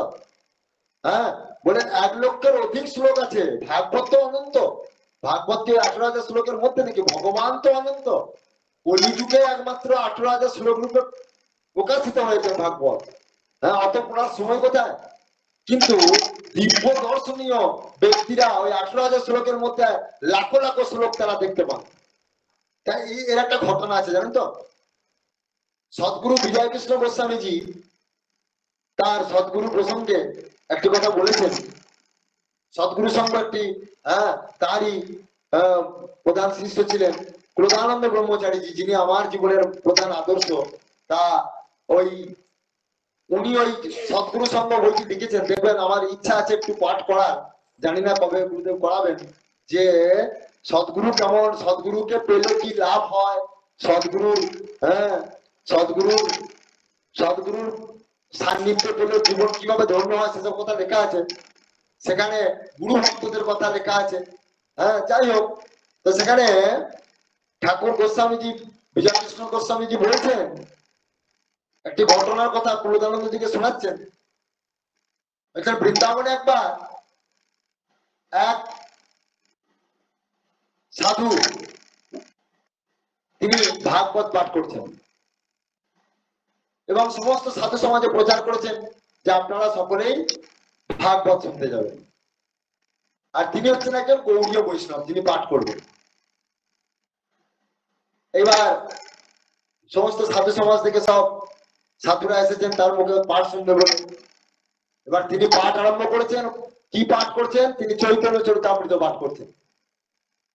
আর সব অন্যান্য গৌড়ীয় বৈষ্ণব ছাড়া অন্যান্য বৈষ্ণবরা সব খেপে গেছে, বলে আরে মশাই আপনি বললেন ভাগবত পাঠ করবো, ভাগবত পাঠের নামে আপনি তো চৈতন্য চরিতামৃত পাঠ করছেন, আমরা তো ওইসব শুনতে তো আসি নাই, আমরা ভাগবত শুনতে এসছি তো। তখন সেই মহাত্মা বলছেন যে আপনারা কি, আমি কিছু ভুল বলছি আপনাদের? আমি তো আপনাদেরকে ভাগবতই শোনাচ্ছি। বলে এই কথা সুখদেব গোস্বামী বলছেন, তাই আমি সুখদেব গোস্বামীর বাণী আপনাদেরকে শোনাচ্ছি। তখন সবাই বলছে আপনার কি মাথা খারাপ হয়ে গেছে?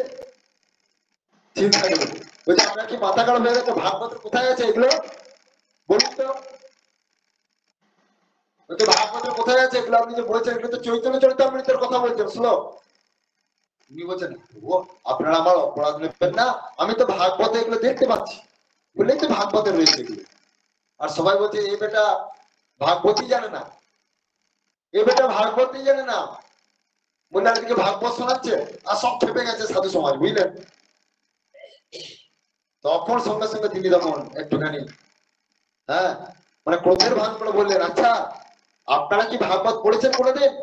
আপনারা ভাগবতের ভাষা ভাষা পড়েছেন, ভাগবতের ভিতরে কোনোদিন প্রবেশ করেননি। বললেন আপনারা ভাগবতই দেখতে জানেন না, আপনারা এই 18,000 শ্লোকের মধ্যে সীমিত আছেন, 18,000 শ্লোকের বাইরে কত শ্লোক আছে আপনারা জানেন? তখন বললেন যে কি কথা, সবাই কিছু বুঝতে পারছে না। তখন বললেন ঠিক আছে আপনারা একটা কাজ করতে পারবেন। সেখানকার একজনা খুব বড়, তিনি খুব বেশি প্রোটেস্ট করেছিলেন। তখন তাকে বললেন যে আপনি যদি আমার অনুগত হন, আমি যে সাধন ভজন আপনাকে করতে বলবো, সেই সাধন ভজন যদি 1 মাস ধরে করেন, তাহলে আপনি দেখতে পাবেন ভাগবতের মধ্যে। তো তখন তিনি তার কথাতে তার সেই পাঠকের কথা অনুযায়ী তিনি সাধন ভজন করেছিলেন। সাধন ভজন করার পর ওই 1 মাস পরে, ওই সাধন ভজন করার পরে 1 মাস পরে, হ্যাঁ, তিনি ওই ভাগবতের মধ্যে এই শ্লোকগুলিকে দেখিয়েছিলেন। ওই ভাগবতের 2টি শ্লোকের মাঝে মাঝে চৈতন্য চরিতামৃত এই সকল শ্লোকগুলিকে দেখিয়েছিলেন। তখন তিনি দেখে অবাক বলেন, আমায় ক্ষমা করে দিন, আমার ভুল হয়ে গেছে। বললেন এইরকম এই যে ভক্তমাল চরিত্রের যত সব ভক্তদের কথা হয় সব ভাগবতে আছে, ওগুলো সব প্রকাশিত হয়েছে ভক্তমাল হিসাবে, বিভিন্ন গ্রন্থ হিসাবে। ভাগবত কি আর যেসে জিনিস একটা ছোট গ্রন্থ হয়েছে এইরকম। তাই আমাদের ওই যে শ্রদ্ধা এবং বিশ্বাসের সহিত এটাও জানতে হবে, হ্যাঁ, যে আমরাও সেই সুখদেব এই সকল কথা পরীক্ষিত মহারাজকে শোনাচ্ছেন, সেই পরম চরিত্র পাবন চরিত্রের কথা আমরাও আজকে শ্রবণ করছি, সেই দিব্য কথা। হ্যাঁ, এই যে আপনারা জানেন যে গোলকের ভাষা কি? গোলকের ভাষা কি জানেন? অবাক হয়ে যাবে শুনলে। গোলকের 2টি ভাষা, সেই 2টি ভাষা, একটা হচ্ছে শ্যাম ভাষা, একটা হচ্ছে শ্যাম ভাষা, আর একটা হচ্ছে বাংলা ভাষা। একথা পুরাণে বলা আছে, ব্রহ্ম সংগীতাতেও বলতে নাকি কথা বলা আছে, মহাপ্রভু প্রমাণ করে গেছে, মহাপ্রভু তা প্রমাণ করে গেছেন। বলছে গোলকের ভাষা হচ্ছে শ্যাম ভাষা আর হচ্ছে বাংলা ভাষা। বলে এই জন্য না, এই জন্য গোলক অধিপতি ভগবান কৃষ্ণ গৌরাঙ্গ রূপে এসেছেন, আমার ঠাকুর হেমন্তদেব রূপে এসেছেন এই বাংলা ভাষাতে। এই জন্য চৈতন্য চরিতামৃত, হ্যাঁ, আজকে বিদেশিদেরকেও আজকে বাংলা শিখতে হচ্ছে। এই জন্য চিন্তা করো, বাংলা এরকম একটা জিনিস যে সাক্ষাৎ গোলকপতিও, হ্যাঁ, আজকে সে বাংলা ভাষাতে এখানে কথা বলছেন, সেখানেও বাংলা ভাষায় কথা হয়। হ্যাঁ, আমি একদিন ভক্তিচারু স্বামী একজন মহাত্মা ভক্তিচারু স্বামী, তিনি দেহত্যাগ করেছেন, তার মুখে কথাটা আমি শুনেছিলাম যে গৌরাঙ্গ মহাপ্রভু তা প্রমাণ করে গেছে। আমাদের বাংলা ভাষাটা এত গুরুত্বপূর্ণ। ঠিক সেরকম এগুলি সব আছে, কিন্তু সেগুলো আমরা দেখতে পাই না, আমরা অনুভব করতে পারি না। তাই এগুলো আমাদের বিশ্বাসের সহিত শুনতে হবে। ওই যে ভাগবত পড়ো গিয়ে ভাগবতের কাছে মহাপ্রভু বলতেন, হ্যাঁ, আর দেখুন ভাগবত কয় প্রকার? গ্রন্থ ভাগবত, ভক্ত ভাগবত। ওই যত ভক্ত ভাগবত সব ওই গ্রন্থতে আছে, সেগুলো অন্তরালে আছে, অন্তরালে অন্তরালে সব আছে। আমরা ভগবানকে দেখতে পাচ্ছি কি? ভগবান আমাদের মধ্যেই আছেন, কিন্তু সেইটা যাদের দিব্য দৃষ্টি হচ্ছে তারা দেখতে পাচ্ছে। সেরকম ভাগবতকে বোঝার জন্য যারা দিব্য দৃষ্টি অবলম্বন করেছে তারা এই সকল, হ্যাঁ, কথাগুলি তারা দেখতে পাবে, এই সকল চরিত্রগুলি তারা আস্বাদন করতে পারবে বা উপলব্ধি করতে পারবে। যাই হোক, তাই আমরা আবার সেই কথা ফিরে আসি। ঠাকুর বলছেন যে আমার জীবনটাই, বলছেন আসল জীবনটাই আমার সাধুগুরুদের সহিত নিচে আসন বিছাইয়া শয়ন করিতাম, অথবা মন্দিরে দ্রব্যস্থলিতে শয়ন করিতাম। আমি আমার 32 বছর বয়স পর্যন্ত শীতকালে লেপ তোষক কোনোদিন ব্যবহার করি নাই বা পাইও নাই। আসল জীবনটাই যাহার কঠোর ভাবে অতীত হইয়াছে, আজ পরিণত বয়সে তাহার নিকট উত্তম খাদ্য পোশাক বা সজ্জার কি দাম আছে? তাই আমার আড়ম্বরবিহীন জীবনটাই শান্তির জীবন মনে হয়। চিন্তা করেছেন? আমার এই সময় রাজস্থানে সালেমাবাদের নিম্বার্ক আশ্রমেও অনেক দিন কাটে, ওই সালেমাবাদের কথা যেটা বললাম, এবং বৃন্দাবনেও অনেক দিন অতিবাহিত হয়। 11 বৎসর বয়সে দয়াল গুরু যে ক্ষুদ্র আমার যে পথে চড়াইয়া দিয়াছেন, আজ সেই হরিপাদ পদ্ম পথই আমার প্রেম সাগরে লইয়া গিয়া পৌঁছাইয়াছে। শ্রী গুরু কৃপা ছাড়া কাহারও সেই বিরাট বস্তুকে চিনিবার বা ধরিবার উপায় নাই। শিশু যেমন একটা একটা করিয়া চলিবার সময়ে পশ্চাতে মা ধরিবার জন্য তৈরি থাকেন, সেইরূপ মাতৃকল্প আমাদের ভগবান চিরকাল পশ্চাতে আছেন ও আমাদের পতন ও চ্যুতি হইতে সর্বদা রক্ষা করতেছে। তাই সাধকদের কোনো ভয় নাই। সাধকের কেবল চাই সম্পূর্ণ নির্ভরতা ও প্রভুতে আত্মবিসর্জন। আমাদের জীবনে নাম গানের সাধনা চিরকালের। দেখো নাম গান আমাদের কি বস্তু, বলেন আমাদের জীবনে নাম গানের সাধনা চিরকালের। কারণ শৈশব হইতেই সৎসঙ্গে সাহচর্য অক্ষুণ্ণ, সতের সাহচর্যে ভাগবতী কথা কীর্তন ও শ্রী নাম গান তো আছেই। তাহার পর নাম গান তীব্র করিবার জন্য স্থানে স্থানে তীর্থে তীর্থে ও মহাপুরুষদের অমোঘ বাণী বিদ্যমান। যেমন শ্রীমন মহাপ্রভুর নাম নামকারী বহুদা নিজ সর্বশক্তি। এই দেখো এই একটা শ্লোক পাওয়া গেল। এই যে বলা হলো না যে জাতীয় শিক্ষক দিবসে আজকে সে কথাই বলতে ইচ্ছা করছে যে আমাদের গুরুদেব, হ্যাঁ, তিনি যে যথার্থ জাতীয় শিক্ষক, তিনি শুধুমাত্র বাস্তব জগতেই যে পুরস্কার পেয়েছেন তা নয়, তিনি আধ্যাত্মিক জগতেও পুরস্কার পেয়েছেন। কি পেয়েছেন ব্যাপার নেই, কি পুরস্কার পেয়েছেন বলুন তো? হ্যাঁ বলেছেন, ঠিকই আছে, বুঝতে পেরেছেন। কি পুরস্কার পেয়েছেন বলুন? হ্যাঁ বলুন। হ্যাঁ বাহ বাহ বাহ, সুন্দর।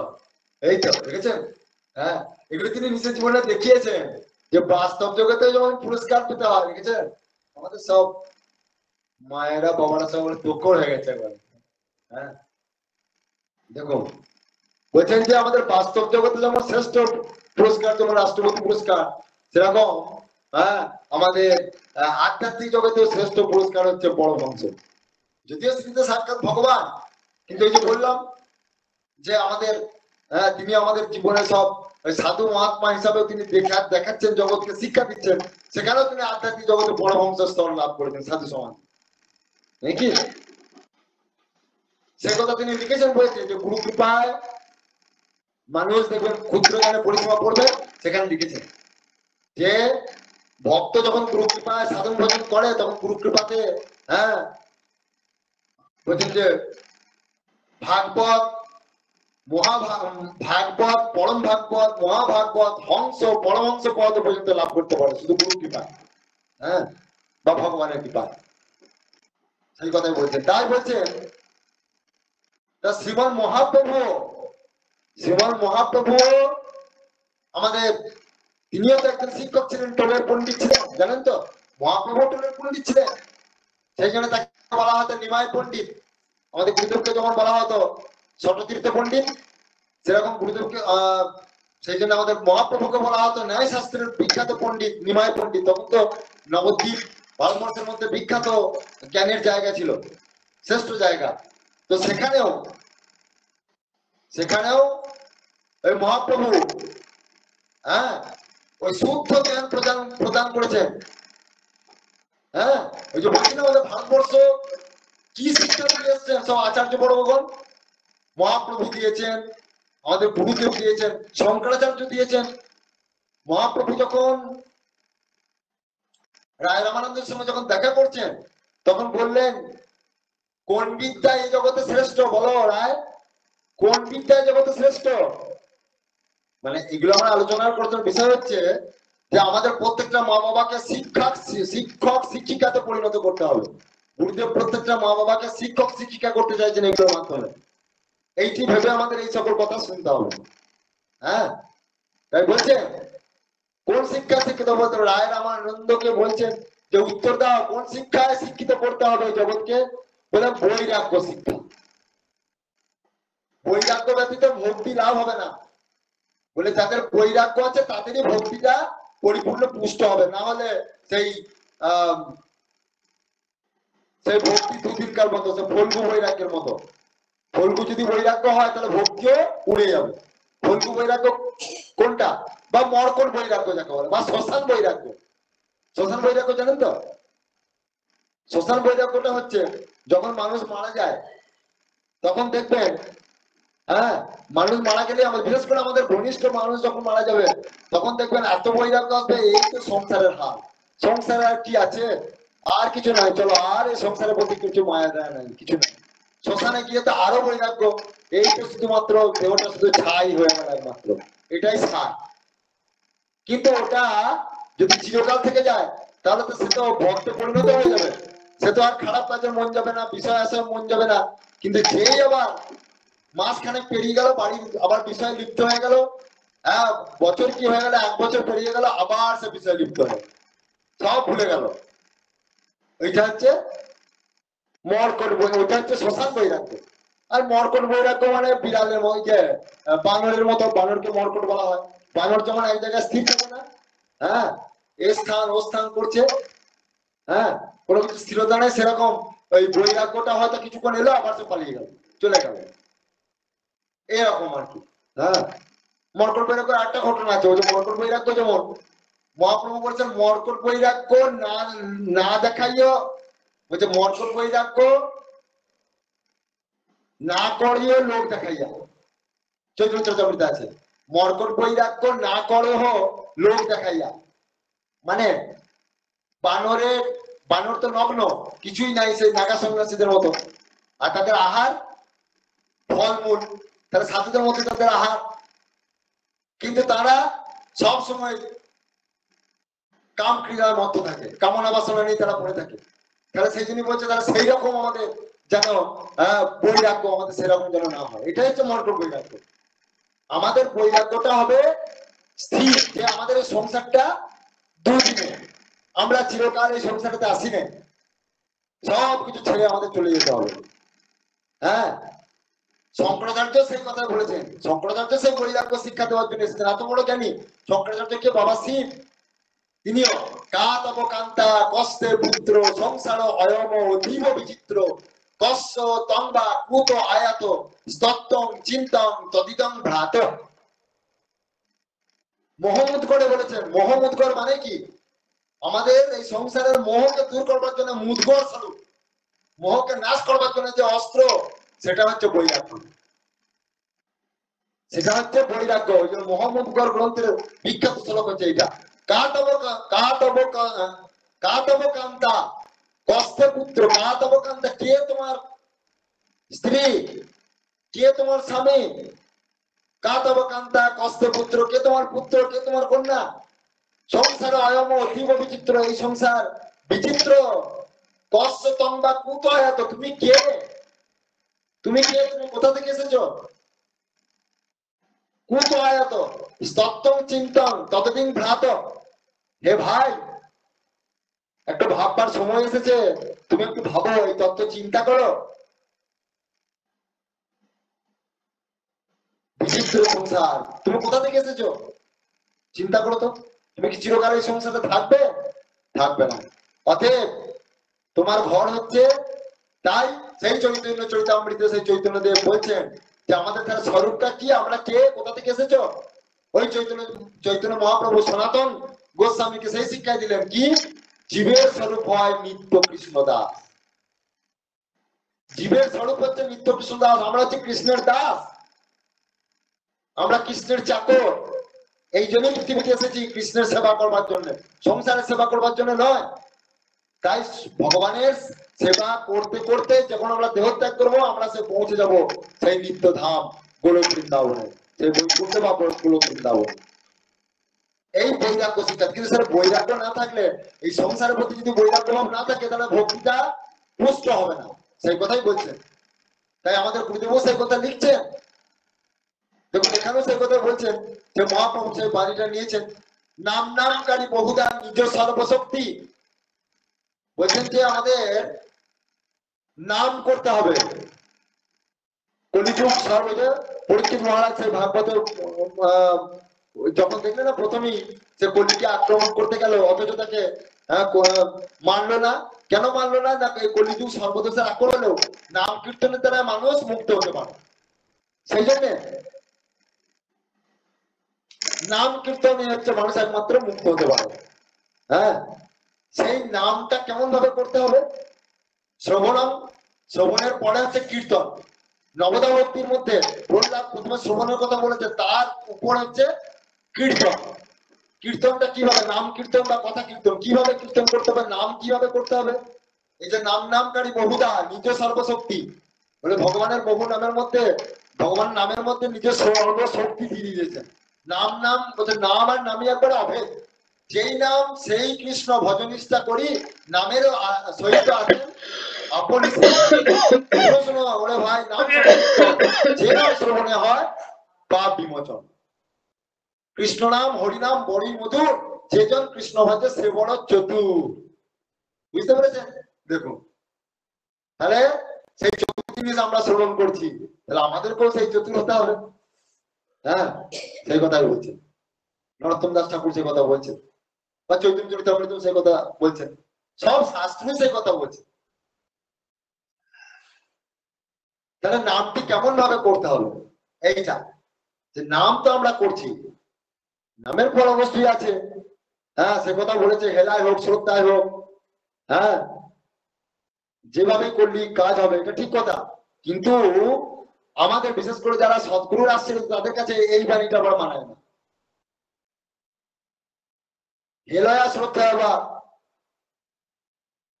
এই কথাটা কিন্তু আমাদের মানায় না। হেলায় হোক শ্রদ্ধায় হোক, সাংকেতম পারিহাস্যম, সংকেতের ছবি হোক পরিহাসের ছবি হোক, এটা আমাদের মানায় না।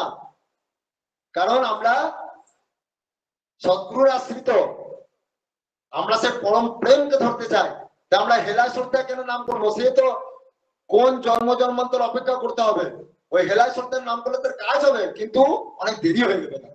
নাম নাম যেভাবেই করুন, নামের কাজ হবেই হবে। হেলায় হোক শ্রদ্ধায় হোক, সংকেতের ছলে হোক পরিহাসের ছলে হোক, আপনি কোনো জায়গা থেকে পতিত হয়ে পড়ে যাচ্ছেন, তখন যদি আপনি হরিনাম পড়েন, হ্যাঁ ইত্যুচ্চৈর উচ্চতে, আপনি উচ্চস্বরে যদি সে হরিনাম পড়েন, সর্ব পাতকা, সমস্ত পাপ নাশ হয়ে যাবে, এটা ঠিক কথা। কিন্তু সেটা কখন, কত জন্ম লেগে যাবে তার। তাহলে সদ্গুরু চরণ পেয়ে শুদ্ধ ভাবে নাম করতে হবে। সেটা কিরকম? দশবিধ অপরাধ মুক্ত হয়ে, এটা সবাই জানেন, দশবিধ অপরাধের কথা সবাই জানেন। আমি হ্যাঁ, তো তার মধ্যে না ওই তিনটে অপরাধকে মাথায় রাখতে হবে। গুরুদেব ভক্তি ভাগীরথী দ্বারা লিখেছেন, খুব জোর দিয়েছেন, তিনটে অপরাধ। নাম কীর্তন করতে করতে তিনটে অপরাধকে আমাদের খেয়াল রাখতে হবে। সেই তিনটে অপরাধ কি জানেন? একটা হচ্ছে গুরুকে অবজ্ঞা করা, গুরু অবজ্ঞা মহাদোষ। বললেন আপনি হেলায় নাম করুন, শ্রদ্ধায় হেলায় সংকেতের ছলে পরিহাসের ছলে আপনি নাম করুন, কিছু এসে যাবে না, সেই নামের ফল আপনি পাবেন। কিন্তু যদি গুরু অবজ্ঞা দোষ হয়ে যায়, ওই জায়গায় সমস্ত নাম কেটে যায়, নামের ফল সব নষ্ট হয়ে যাবে। হ্যাঁ, জেনে রাখবেন। দ্বিতীয় নম্বর হচ্ছে বৈষ্ণব অপরাধ। যদি বৈষ্ণবের চরণে অপরাধ হয়ে যায়, কোন শুদ্ধ বৈষ্ণবের চরণে যদি অপরাধ হয়ে যায়, তাহলে সমস্ত যতদিন ধরে নাম করছেন তার সমস্ত নামের ফল আপনার নষ্ট হয়ে যাবে। অতএব সাধু সাবধান। আর তৃতীয় নম্বর হচ্ছে নাম বলে পাপ আচরণ। নামও করে যাচ্ছে, পাপ করে যাচ্ছে। আমি জানি যে আমি পাপ করে যাই, আবার নামও করবো, সাবধান, সেটি করা চলবে না। নাম বলে পাপ আচরণ, 10টা অপরাধের মধ্যে এই তিনটে হচ্ছে খুব গুরুতর অপরাধ। হ্যাঁ, এই তিনটি অপরাধের সেই যুক্ত হয়ে যদি কেউ নাম করে, ও কোটি নাম, কোটি জন্ম স্বীকৃত নরলোকপতি, কোটি জন্ম তো তার ভগবান লাভ হবে না। কোটি জন্ম নাম করলেও, হ্যাঁ কোটি জন্ম নাম সংকীর্তন করলেও, হ্যাঁ না পায় ব্রজেন্দ্র নন্দন, সে কথাও চৈতন্য চরিতামৃতে বলা আছে। কোটি জন্ম করিলেও নাম সংকীর্তন, তথাপি না পায় ব্রজের ব্রজেন্দ্র নন্দন। মহাপ্রভু সে কথা বলেছেন। যদি অপরাধ থাকে, এই তিনটা বিশেষ করে সমস্ত অপরাধ গুলো তো মানতেই হবে। তাই সমস্ত অপরাধের ফল একটা আছে, বলছে যদি কেউ 24 ঘন্টা যদি নাম করতে পারে, 10টা অপরাধ তার মুক্ত হয়ে যাবে। ওই 10টা, বাকি আরো 10টা অপরাধ। কিন্তু আপনি 24 ঘন্টার নাম করলেও, মৃত্যু পর্যন্ত নাম করলেও যদি 3টে অপরাধ থেকে যায়, মুক্ত হবে না, সব নষ্ট হয়ে যাবে, ফল নষ্ট হয়ে যাবে। অথবা এই 3টে অপরাধ থেকে আমাদের আগে দূরে সরে থাকতে হবে। কি কি? গুরুর প্রতি অবজ্ঞা দোষ, বৈষ্ণবকে নিন্দা করা বা বৈষ্ণবের প্রতি অপরাধ, আর 3 নম্বর হচ্ছে নাম বলে পাপ আচরণ। এই 3টে খেয়াল রাখতে হবে আমাদের। হ্যাঁ, নামও করবো আবার পাপও করবো। হ্যাঁ, আজকে পাপটা করে নি, কালকে নাম করবো, তাহলে ঠিক হয়ে যাবে। অত সোজা নয়। সাধু সাবধান, চরম কষ্ট পেতে হবে তাদের, এইটা বলছেন। হ্যাঁ, তাই এইগুলো মাথায় রেখে যদি আমরা নাম করি, তাহলে নামের ফল অমোঘ। দেখবেন খুব তাড়াতাড়ি না দেখবেন বুঝতে পারবেন নামের কি আনন্দ, যেটা সমস্ত সাধু মহাত্মা বলছেন নামের যে দিব্য আনন্দ, নামানন্দে সবাই ভাসি ভাসি, কিন্তু লিখেছেন না সবাই আমরা নামানন্দে ভাসি, তাই বলছেন চলো আমরা সবাই নামানন্দে ভাসি। হ্যাঁ, আমাদের অখিল ভারত ভাইবার সঙ্গে মা বাবারা তো কম নাম করে, আমাদের আশ্রমেতে সব মা বাবা আমার নাম করছে, রাধেশ্যাম নাম করছে, আমাদের বিভিন্ন বিভিন্ন শাখায় বিভিন্ন স্থানেতে সব রাধেশ্যাম নামে ডুবে থাকছে সব, এখন শুনতে পাই তো কত নাম করছে তারা, কত আনন্দ পাচ্ছে, তাই না? যাই হোক, সেইটাই বলছেন এখানে, তাই বলছেন যে বলিহারি যায় দুঃখ করছো পর পর নাম জপায়। হ্যাঁ, তুলসী ভজিয়ে नाम सुजान जगत मजूरी देते है क्यों रखे भगवान। हे तुलसीदास তুমি নামে রুচি অর্জন করো, যে নামকারীকে বলছে ভগবানের গুরুদেব বলছেন যে জগতের লোক খাটিয়ে নিলে, বলছেন যে জগতের লোক যখন লোককে খাটায়, কোন অফিসার কারখানায় বা যে কোনো অফিসে অফিসাররা যখন লোককে যখন তাদের কর্মীদেরকে খাটায় তার বিনিময়ে তো মাসোহারা দেয়, একটা করে তো বেতন দেয়, তাহলে তার বিনিময়ে যদি আমরা মাইনে পাই, আর ভগবান কি আমাদের বেইমান? ভগবান কি আমাদের বেতন দেবে না নামকারীদের? অবশ্যই দেবে। যেটা তুলসীদাস সেই দোহাতে লিখছেন, আমাদের গুরুদেবও সেই দোহাতে লিখেছেন, গুরুদেব লিখেছেন একটা দোহাতে তার নাম দিয়ে, হেমন্ত তুই गुरुदेव लिखছেন हेमंत तू हरिनाम पर विश्वास रखो भजो नाम सुजान। हाँ, भजो नाम सुजान जगत मजूरी देते है भगवान क्यों है बेईमान।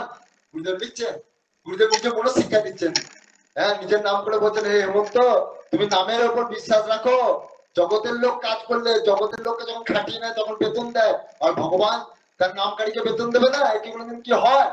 আলবাত দেবে, এটা বলছেন, এটা শিক্ষা দিচ্ছেন তিনি। তাই আমাদের কি তুলসীদাস ওই শিক্ষা দিয়েছেন, এগুলো মনশিক্ষা বলে, নিজেকে নিজে শিক্ষা দেওয়া বলে। হ্যাঁ, কারণ তো মনে কোনো অহংকার নাই, সাধু মহাত্মাদের মহাপুরুষদের অবতারদের তো মনে অহংকার নাই, তারা নিজেরা ছোট হয়, ছোট হলেই এইসব কথাগুলো বলে। আর নামের রুচি স্বার্থ ত্যাগ ভক্তি ভগবানে সংসারের সার ইহা জানি রাখো মনে। হ্যাঁ, তাই বলছেন এ কথাও তো নামের রুচি আনিয়ে দেয়, যাহারা নাম সাধক তাহাদের নিকট নাম কীর্তন শুনলে নাম আপনা হইতে রুচি হয়। যারা নাম সাধক, যারা নাম করেন তাদের মুখ থেকে নামের কথা যখন শুনবো না তখন দেখবেন নামের কথা রুচি এসে যায়। আমি জীবনে মানুষের ভালোবাসাটাকে কোনো গুরুত্ব দিই নাই, ও তাহাতে মুগ্ধ হই নাই, কারণ মানুষের ভালোবাসা কৈতব রহিত নয়। কি সাংঘাতিক কথা দেখুন, কথা কি গভীর কথা দেখুন, বলছেন আমি জীবনে মানুষের ভালোবাসাটাকে কোনোদিন গুরুত্ব দিই নাই, ও তাহাতে মুগ্ধ হই নাই, কারণ মানুষের ভালোবাসা কৈতব রহিত নয়, তাহাতে সর্বত্র স্বার্থ বিজড়িত আছে। তাই বলা হইয়াছে কৈতব রহিত প্রেম না হই মানুষের হয়ে। হ্যাঁ, কৃষ্ণ প্রেম যেন জাম্বু নদে হেন এ নিরিলোকে হয় না। এটা বলছে এই মনুষ্য লোকে নিঃস্বার্থ প্রেম হয় না, গুরুদেব লিখছেন। এটা চৈতন্য চরিতামৃতে ওই কথা লেখা আছে, ভাগবতে ওই কথা লেখা আছে। তার কারণটা কি বলুন তো?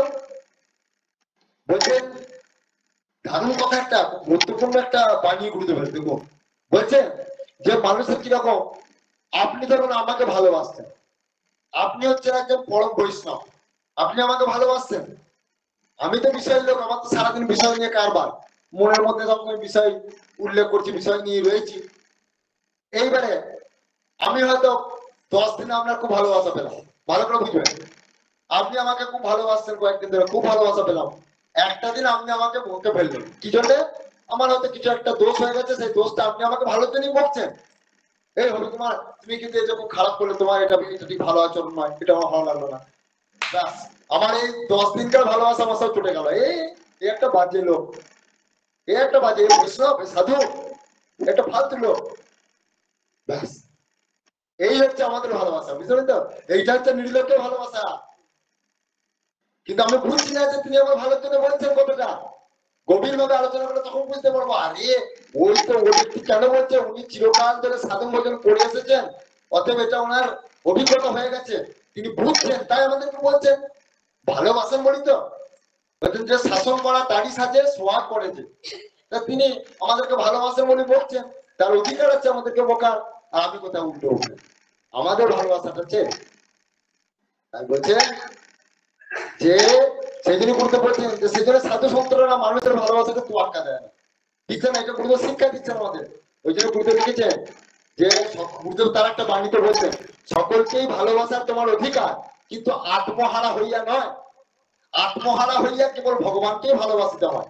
আমাদের গুরুদেবের একটা বাণী সম্পাদে, যেমন সপ্তম থেকে দশম স্কন্ধের দশম যে যে 7 থেকে 10 নম্বর যে খণ্ডটা আছে বাণী সম্পাদ, সেখানেই ভালোবাসা বলছে ভালোবাসতে হয় একমাত্র ভগবানকে, আর সকলকে ভালোবাসতে হয় ভগবানের, সকলের মধ্যে ভগবানের জীব করে তাদেরকে ভালোবাসতে হবে, কিন্তু আত্মহারা হইয়া একমাত্র ভগবানকে ভালোবাসতে হবে। সেই কথাই বলছি। কারণ মানুষের ভালোবাসা কৈতব রহিত নয়, তাহাতে স্বার্থ বিজড়িত আছে। কৈতব রহিত ভালোবাসা মনুষ্য লোকে হয় না। তাই চতুর নরনারী যাহারা হইবে তাহারা শ্রী ভগবানের ভালোবাসা পাইতে ইচ্ছা করিবে। যারা চতুর নরনারী তারা ভগবানের ভালোবাসা পেতে ইচ্ছা করবে। শ্রুতিও বলিয়াছেন আত্মকামনাতে সর্বকামনা, আত্মনস্তু কামায় সর্বে প্রিয়া ভবন্তি। তাই অপরের জন্য কেউ কিছু সংসারে করে না, সবই নিজের জন্যই করিয়া থাকে।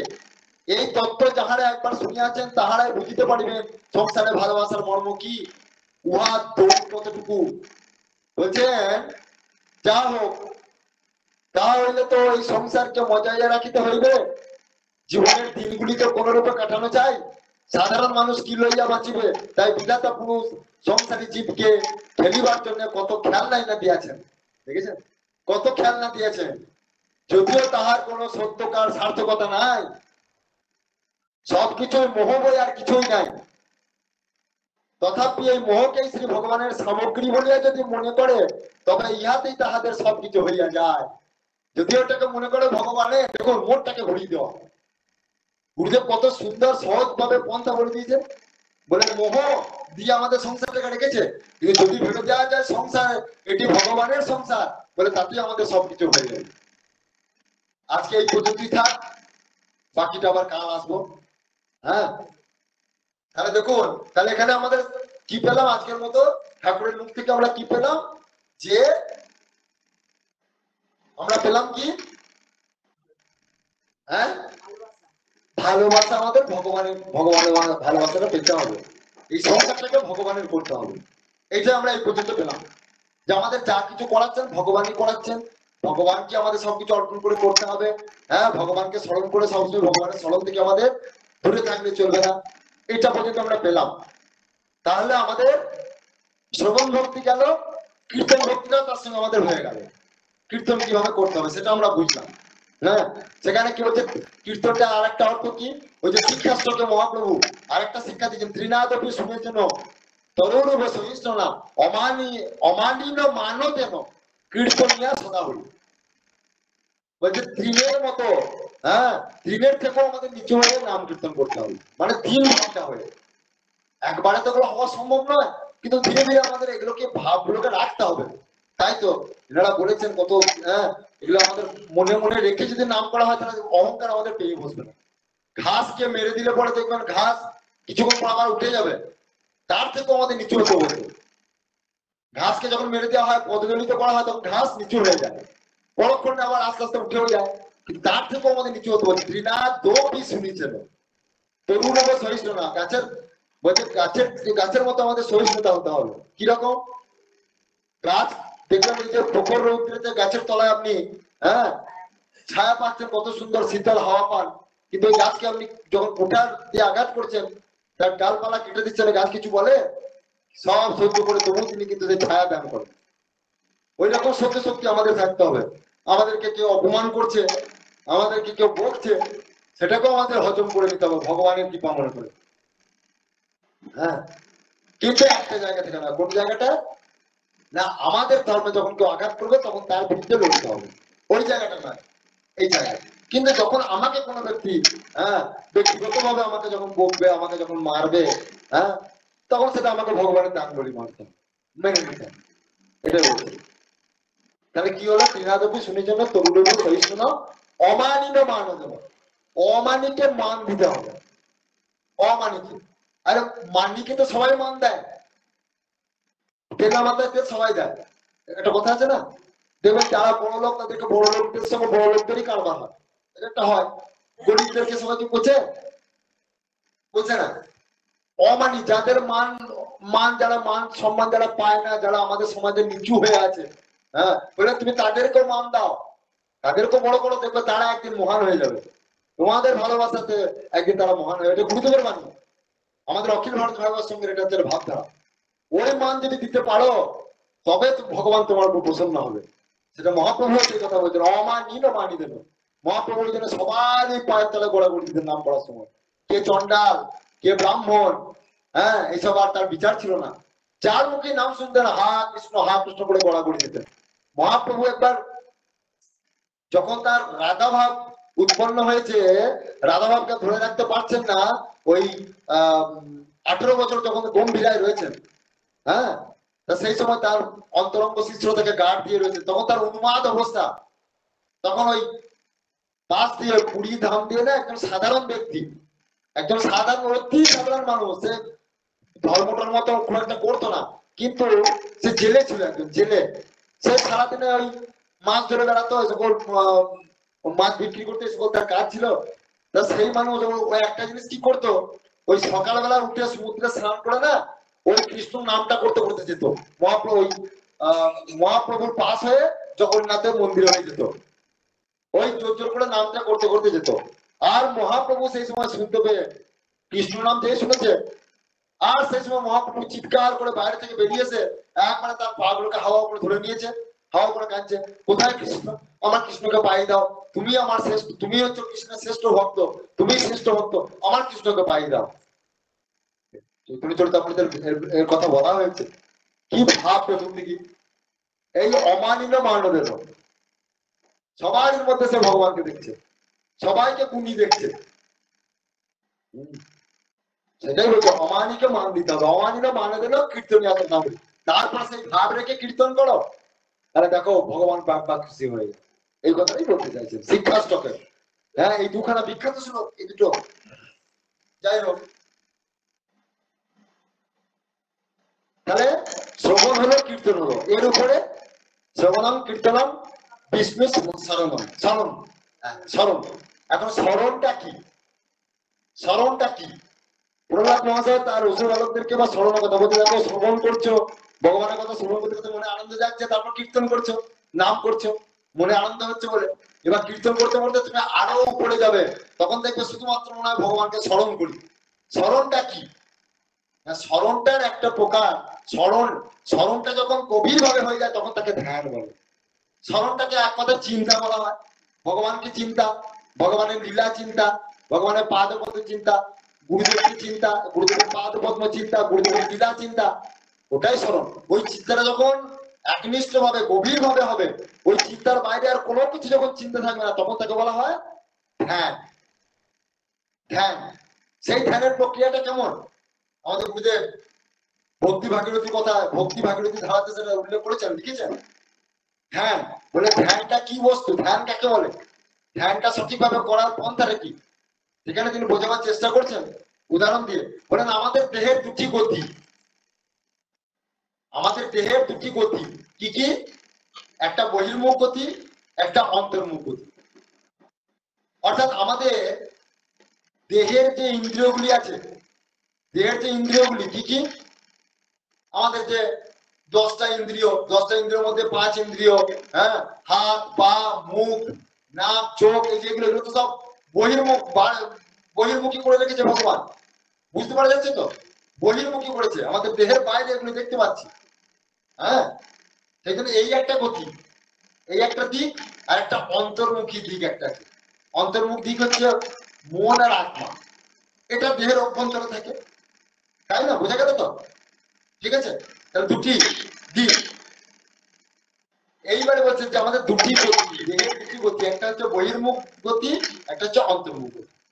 হ্যাঁ, এইবারে বলছেন আমাদের দেহ, আমাদের দেহটা কার অধীনে? এই দেহটা কার অধীনে? দেহটা হচ্ছে আমাদের ইন্দ্রিয়গুলির অধীনে। বুঝতে পারছেন?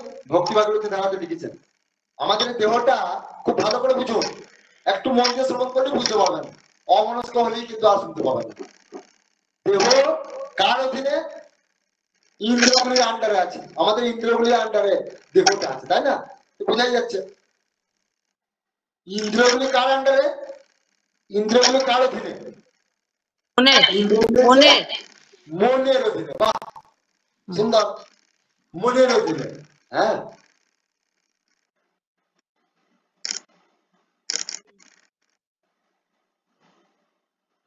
আর মনটা কার অধীনে?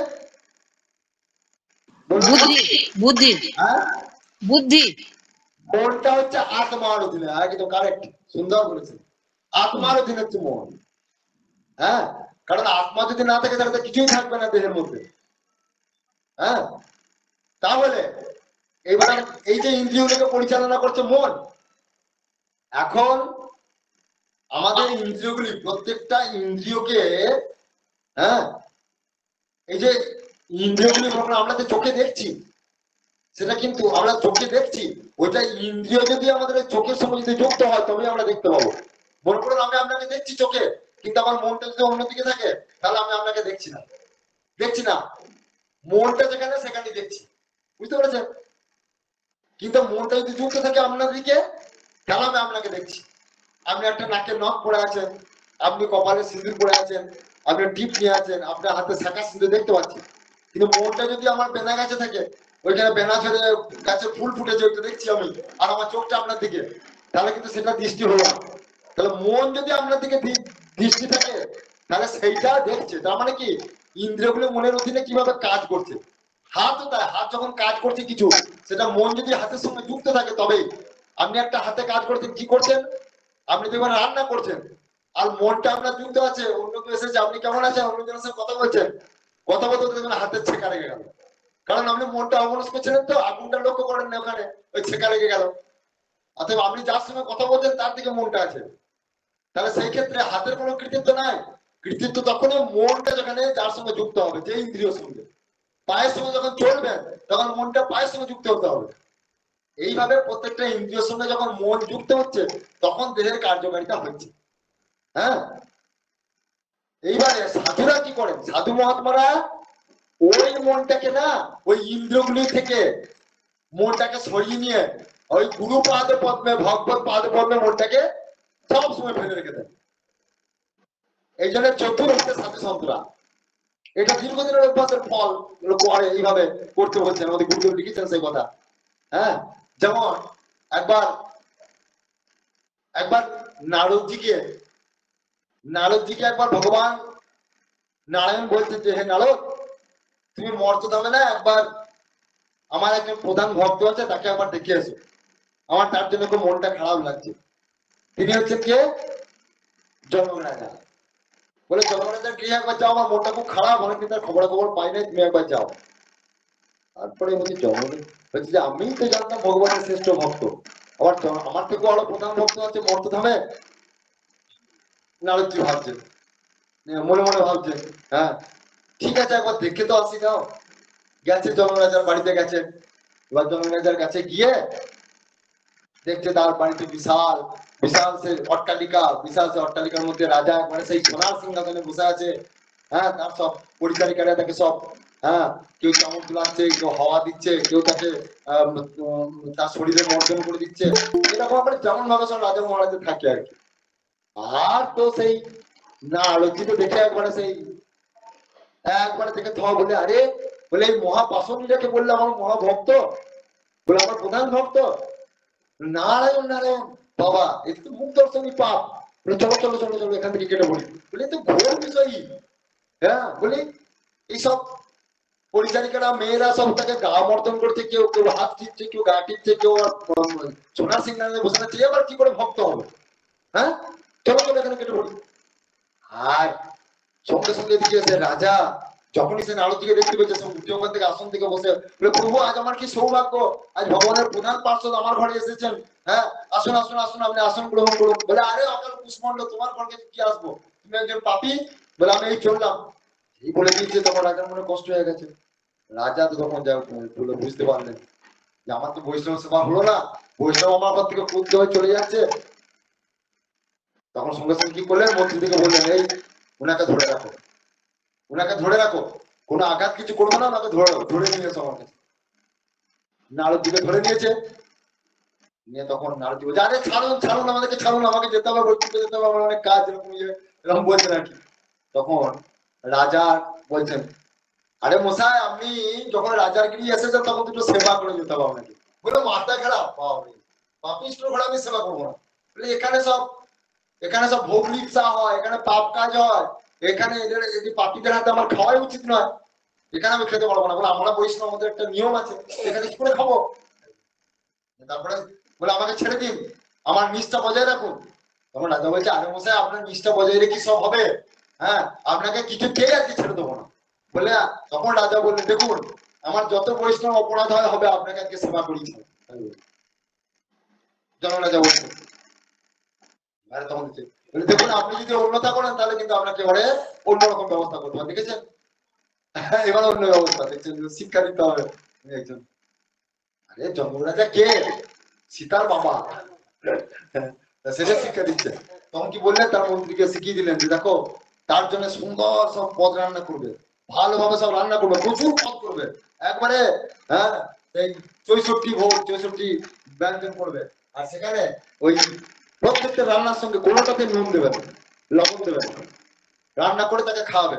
আর খেতে দেওয়ার সময় তার মাথার উপর একটা তরবারি ঝুলিয়ে রাখবে, আর সেটা টাইম দিয়ে দেবে 5 মিনিট।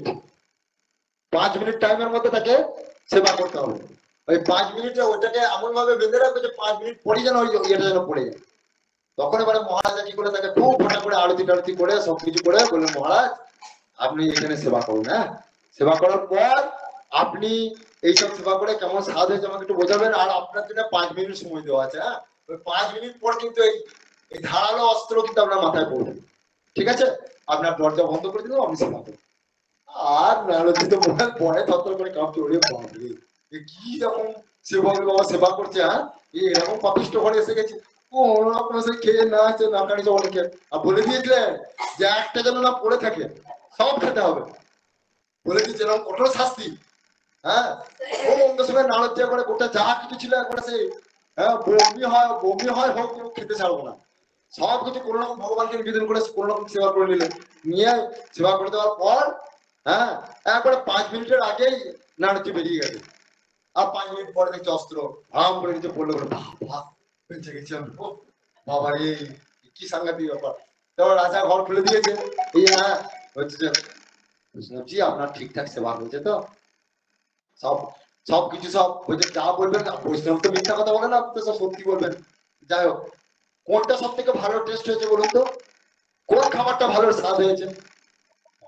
কি বলছেন, রাজা মশাই আপনি আমার সঙ্গে উপবাস করছেন, বললেন যে হ্যাঁ আপনি এরকম বলছেন যে ওই অবস্থায় কি আর কোনটা ভালো স্বাদ এটা বোঝা যায়? আপনি বলুন তো, আপনাকে যদি এরকম করা হয় না, মানে স্বাদটা বুঝতে পারবেন না, আপনাকে তো 5 মিনিট টাইম দেওয়া হয়েছে। বলে 5 মিনিটে কি বোঝা যায়? আমার তখন মন তো ওই দিকে লক্ষ্য, খাবো কি, আমি তো ওই দিকে তাকাচ্ছি যে আমার এই বুঝে মাথা পড়ে গেল বলে এইরকম করে কোনো রকম খেয়ে আমি উঠে এলাম। তাই এরকম ব্যাপার প্রভু, আমারও মন ওই রকম, বলে এই সংসারে আমিও ওইভাবে বিষয় ভোগ করি, বলে আমি এইভাবে সবাইকে নিয়ে চলি, বলে আমি মহারাজা হলে কি হবে, বলে আমার এইসব রাজত্ব, এসব আমার গুরুর রাজত্ব, আমার ভগবানের রাজত্ব, আমাকে এই পদে ভগবান বসিয়েছেন, তাই এখন আমি তার দাস হয়ে আমাকে এগুলো করতে হবে অভিনয় করে, বলে আমি এতে লিপ্ত নই। বলে এই সব আমার মন সবসময় তরবারির মতো ওই ওই তার পাদপদ্ম আমার মনে সবসময় ধাবিত হয়ে আছে। আর এই যৌন মন্ড, যে জানি না কখন আমার মৃত্যু হয়ে যাবে, এই এখনই হয়তো মরে যেতে পারি, তার জন্য আমাকে সবসময় প্রস্তুত থাকতে হয়। আর এই রাজ্য ওইভাবে আমাকে চালাতে হয় সকলকে মনোতুষ্ট করার জন্য, এই আমার কাজ। আর নারদজি বুঝে গেলেন, আরে সঙ্গে সঙ্গে তাকে সেই জড়িয়ে ধরে আলিঙ্গন করে তার প্রণাম করলেন। তখন ভগবানের কাছে গিয়ে বললেন, প্রভু আপনার শ্রেষ্ঠ ভক্ত, ওই যে ঠাকুর রামকৃষ্ণ বলছেন, সংসার যদি করতে হয় তার জন্মরাজের মধ্যে করতে হবে, এক হাতে কাজ আর এক হাতে ভগবানকে ধরে আছে, আর এক হাতে সংসারকে ধরে আছে। ওই ভগবান সংসার করেছে জন্মরাজা। হ্যাঁ, ওই রায় রামানন্দ এরকম ছিলেন, মহাপ্রভু ওইরকম শিক্ষা দিয়েছেন। যাই হোক অধিকার যাচ্ছি না, তা আমাদেরও বিষয় ভোগটা এরকম করে করতে হবে যে আমাদের সবসময় মন যেন থাকে ভগবানের, যা কিছু ভোগ করছি ভগবানের প্রসাদ ভোগ করছি, মন যেন বিষয়তে যেন বিষয় যেন আমাকে না খেয়ে ফেলে, এইটা লক্ষ্য রাখতে হবে। তাহলে কোন জায়গাটা এলাম? ধ্যান। তাহলে এইরকম চিন্তা করে আমাদের সংসার করতে হবে। হ্যাঁ, সাধুরা যেটা করে এইরকম ভাব। তাহলে শ্রবণ হলো, কীর্তন হলো, স্মরণ হলো, এরপরে হচ্ছে পাদ সেবন, এর উপরে হচ্ছে পাদ সেবন ভক্তি। পাদ সেবন ভক্তিটা কি? আচ্ছা আগে বলি, এই যে 9টা ভক্তি চারজন কি করেছিল জানেন? 9টা ভক্তি। হ্যাঁ, প্রথম হচ্ছে শ্রবণে, বলো শ্রবণে পরীক্ষিত মহারাজ, পরীক্ষিত, হ্যাঁ, শ্রবণে সুখদেব, হ্যাঁ, হ্যাঁ না, সুখদেব হচ্ছে কীর্তনে, হ্যাঁ, আর স্মরণে রাজা, হ্যাঁ, আর পাদ সেবন হচ্ছে মালক, মা লক্ষ্মী, হ্যাঁ, মা লক্ষ্মী। আর পূজনা রাজা, রাজা, পৃথু, অক্রুর, অক্রুর, হ্যাঁ, বর্ণনা হচ্ছে অক্রুর বর্ণনাম, পৃথু মহারাজ, পৃথু মহারাজ।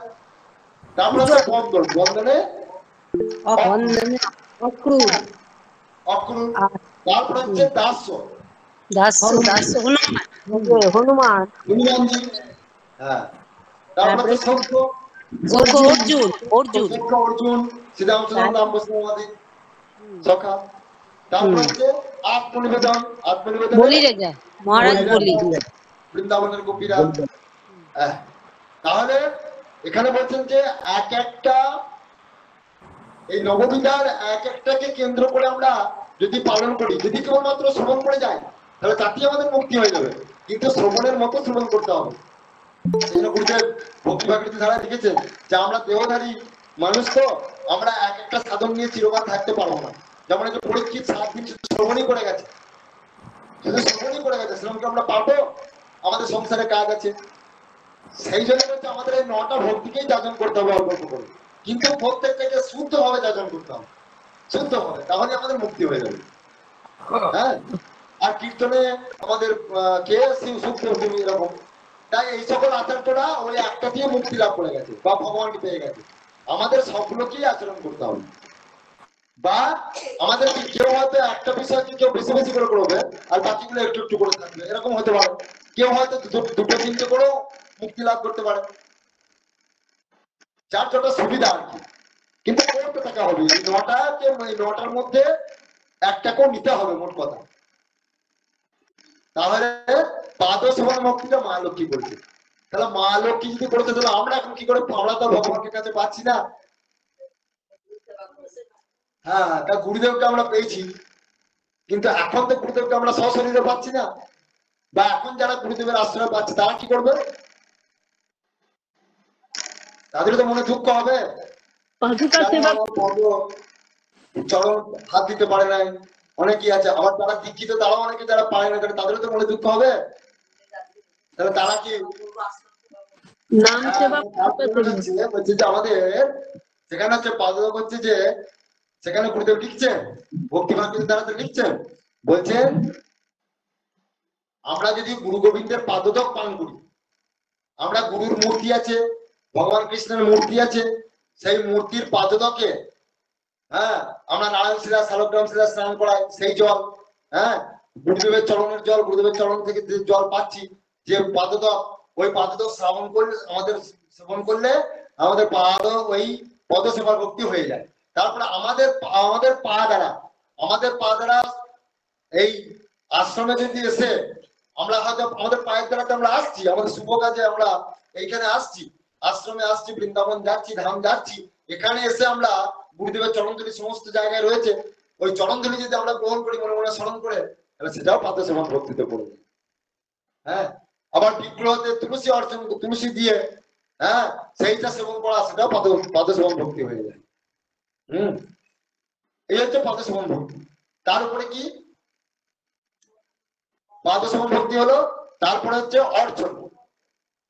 অর্চন মানে হচ্ছে পূজা।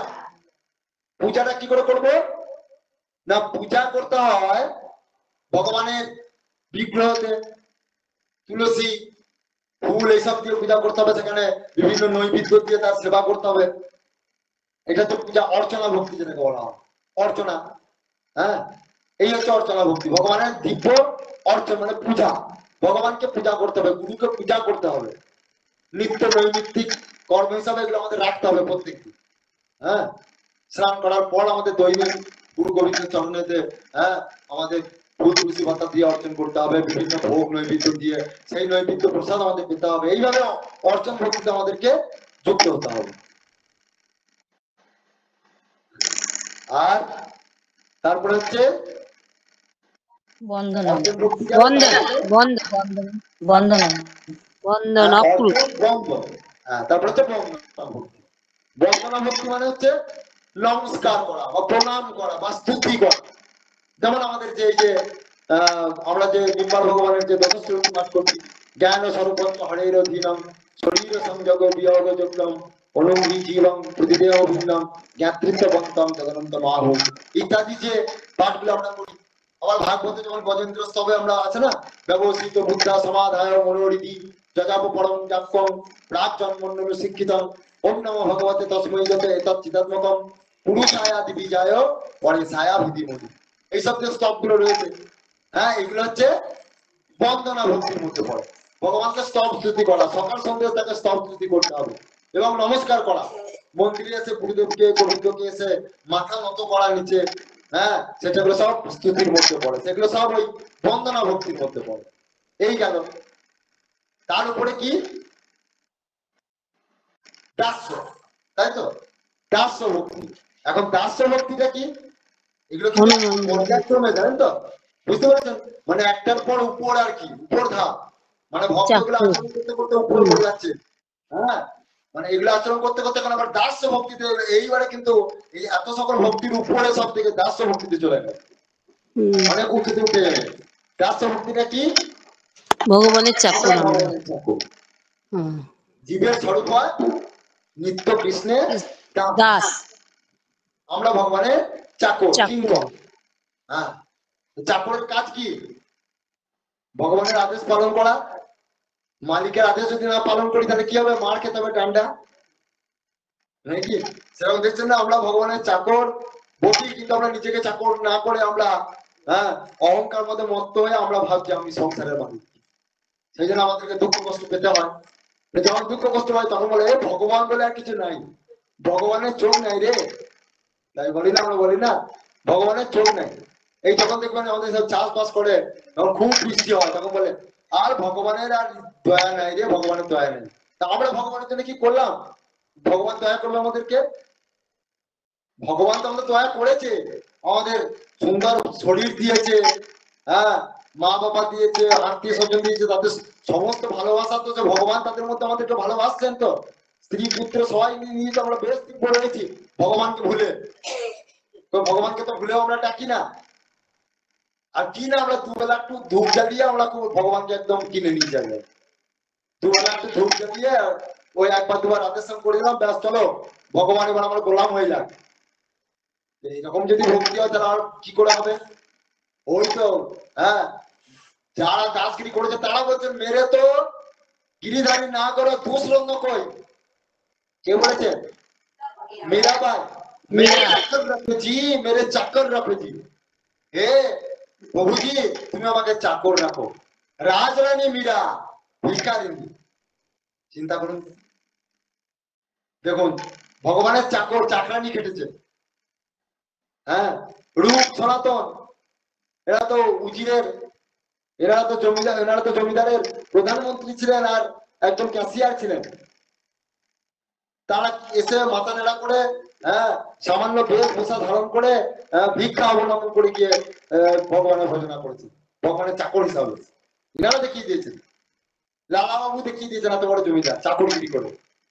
তাহলে এনারা যখন বৈরাগ্য, ওই যে বৈরাগ্য, সংসার দুদিনে এই বৈরাগ্য লাগলে তখন ভক্তিটা পুষ্ট হয়, তখন মনে হবে আমি কৃষ্ণের দাস। সেই জন্য এই সংসারটা, ওই যে আমাদের ভক্তি বিনোদ ঠাকুর একটা পদে লিখেছেন যে আমি তোমার সংসারের বিষয় প্রহরী, তোমার কুকুর হয়ে আমাকে রেখো সংসারে, আমি তোমার সংসারের বিষয় প্রহরী। ভক্তিবিনোদ ঠাকুর তার একটা পদে লিখেছেন, বলে প্রভু আমি তোমার সংসারের কুকুর। কুকুর যেমন ঘর আগলায় রাত্রিবেলা ঘেউ ঘেউ করে কোনো কাউকে আসতে দেয় না, তো সেরকম আমি তোমার এই সংসারের বিষয় প্রহরী, আমি তোমার সংসারের বিষয়গুলোকে আমি আগলাচ্ছি মাত্র। আর যেহেতু তোমাকে খেতে হয় খেতে হবে, তো সেই জন্য মনুষ্য দেহ পেয়েছি, আমাকে খেতে হবে খাটতে হবে, তোমারই আন্ডারে আমাকে খাটতে হবে, তোমার চাকর হিসাবে থেকে